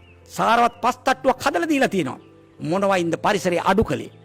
එහෙනම් මේ පරිසරයේ නැමැති මේ සබහා දහම නැති නිෂ්පාදනාගාරේ මහා සම්පත් ප්‍රමාණයක් නිෂ්පාදනය කරලා දන්සලක් දාලා ඔබටත් මටත් ලෝකෙටත් බෙදෙනවා. ජීවින්ටත් බෙදෙනවා. ඒ බෙදෙනකොට සබහා දහම අපූර්ව විදියට බෙදෙනවා. අපේ දේශපාලන න්‍යායට අනුව බෙදෙනවා. කොහොමද? සාධාරණව බෙදෙනවා. යුක්ති සහගතව බෙදෙනවා. ක්‍රමානුකූලව බෙදෙනවා. අරයා පොසත් මෙයා දුප්පත් නෑ. අරයා ලොකුයි මෙයා පොඩි නෑ. පරිසරය ඔක්කොටම හුස්ම ගන්න දෙනවා. පරිසරය ඔක්කොටම වතුර ටික දෙනවා. දන්සලක් දාලා ඔක්කොම දෙනවා. ප්‍රශ්නේ තියෙන්නේ අන්න එතන. මොකක්ද? සබහාදාම පරිසරයේ සාධාරණ ලෙස යුක්ති සහගත ලෙස බෙදෙනකොට ලෝකේ ධන කුවේරයන්, අපේ රටේ ධන කුවේරයන් මේවා අයුතු විදියට පාවිච්චි කරනවා. මේවා අසාධාරණ විදියට පාවිච්චි කරනවා. ඔවුන්ගේ තියෙන ධන බලය, ඔවුන්ගේ තියෙන මෙර බලය, ඔවුන්ගේ තියෙන දේශපාලන බලය පාවිච්චි කරලා සාධාරණ මේ සබහාදහම බෙදෙනවා එකට වැඩියෙන් කඩා ගන්නවා. නිදානේ හාර ගන්නවා. එකතු කර ගන්නවා. තමන්ගේ පෞද්ගලික බූදල තර කර ගන්නවා. බැංකු ගිණුම් තර කර ගන්නවා. වැලි කනිනවා, ගල් කඩනවා, පස් කපනවා, ගස් කපනවා, ඔක්කොම khනිජ සම්පත් ගන්නවා. අන්න ඒකට කියන්නේ පරිසර විනාශය. සුළුතරයක් වෙච්ච ධනපති පන්තිය සබහාදහම ගැන නොතකා පරිසරය අධික ලෙස සූරාගෙන තමන්ගේ පෞද්ගලික ගිණුම් තර කර ගැනීම, පෞද්ගලික ධනය සම්පත් තර කර ගැනීම පරිසර විනාශය. ඒක ධනේශ්වර ක්‍රමේ ඥාන ගති ලක්ෂණයක්. එහෙනම් මේක සබහාදහම අපිට උගන්වපු සාධාරණ යුක්තිය සහිත ක්‍රමයකට මේ පරිසරයේ සම්පත් සතා සීපාව ඇතුළු අපි ඔක්කොටම අයිති. එහෙනම් ධනයේ මූලික කරගත්ත ක්‍රමයකින් මේ ප්‍රශ්නය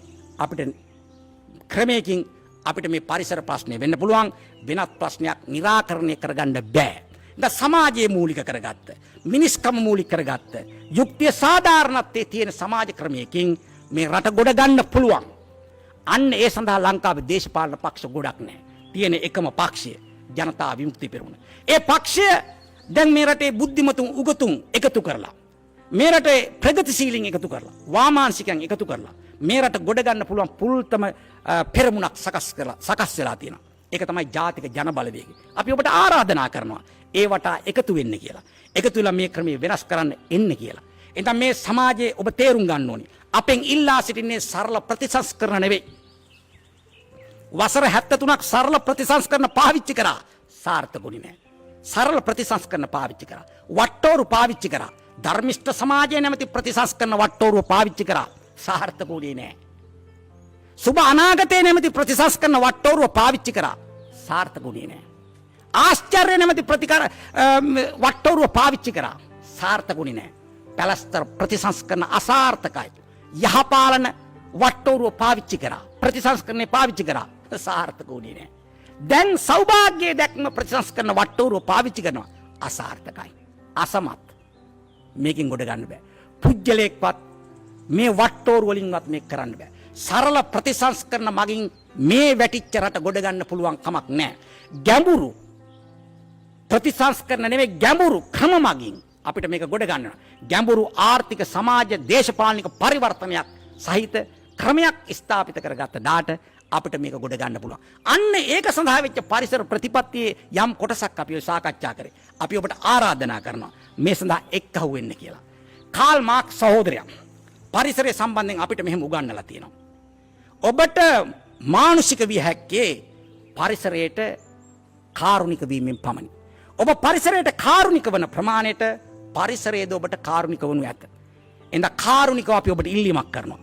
මේ විනාශ වෙමින් තිබෙන අපේ මාතෘ භූමිය, මේ පරිසරය, මේ සම්පත, මානව සම්පත මේ තත්ත්වෙන් මුදව ගන්න දැන් කාලේ එළඹිලා තියෙනවා. ඉතින් මේ රට ප්‍රතිනිර්මාණය කරන්න, ගැඹුරු පරිවර්තනයකට මේ රට ලක් කරන්න අපි සූදානම්. අපි ඒක නායකත්වය ගන්න සූදානම්. අපි මේ රටේම ඉන්න ජනතාවට නිවහනක් වෙච්ච ජනතාවාදී පාලන ක්‍රමයේ ගොඩනගමු. ඒ නිවස හදමු. ඒකේ බාස් වැඩේ අපි කරන්නම්. අපි ඒක බාර ගන්නම්. මේකට අත්වැඩ දෙන්න දෙන්න. උදව්වට කතා කරන්න දෙන්න. වතුර වීදුවක් හරි දෙන්න. ගමේ බිමේ ජනතාව ඔබේ වටේ පිටේ ඉන්න මිනිස්සු එකතු කරන්න. දැනුවත් කරන්න. ඒක රාශි කරන්න. අපිට පුළුවන්. ඔබෙත් මගෙත් ප්‍රාර්ථනීය යහපත් රටක්, දියුණු රටක් සැබවින් මේ රට නිර්මාණය කරන්න පුළුවන්. යහපත් දියුණු රටක් නිර්මාණය කරගන්නම් මෙන්න මේ කාරණේ සම්පූර්ණ කරන්න ඕනේ. මේ කොන්දේසි සම්පූර්ණ කරන්න ඕනේ. මොකක්ද? යහපත් දියුණු රටක් නිර්මාණය කරගන්න බුද්ධිමත් යහපත් පාලකයෝ නිර්මාණය කරගන්න ඕනේ. බුද්ධිමත් යහපත් පාලකයෝ නිර්මාණය කරන්නේ කවුද? ඒ නිර්මාණය කරන්නේ රටේ පුරවැසියෝ. රටේ පුරවැසියෝ බුද්ධිමත් වුණු දාට, රටේ පුරවැසියෝ මේ අත්ත සත්‍ය තේරුම් ගත්ත දාට, රටේ පුරවැසියෝ මේ කාර්යයට අත තියපු දාට, සම්මාදන් වුණු දාට, එකතු වුණු දාට යහපත් රටක් මේ රටේ නිර්මාණය කරගන්න පුළුවන්. අපි හිතනවා අන්න ඒ කාර්ය සම්පූර්ණ කරන්න දැන් රට සකස් වෙලා තියෙන්නේ. බිම සකස් වෙලා තියෙන්නේ. මම ඔබ සියලු දෙනාට අවසාන වශයෙන් ආරාධනා කරනවා මේ රට යහපත් දියුණු රටක් බවට පත් කරන්න අපි එකවන්ම අත්දැල්ල අල්ලාගෙන ඉදිරි ගමන යන්න අපත් සමග එකතු වන්න කියන ඉල්ලීම කරමින් මම නවතිනවා. ඔබ සියලු දෙනාටම ස්තුතියි. The News Reporter. වාරණයෙන් තොර අපක්ෂපාතී වාර්තාකරණය.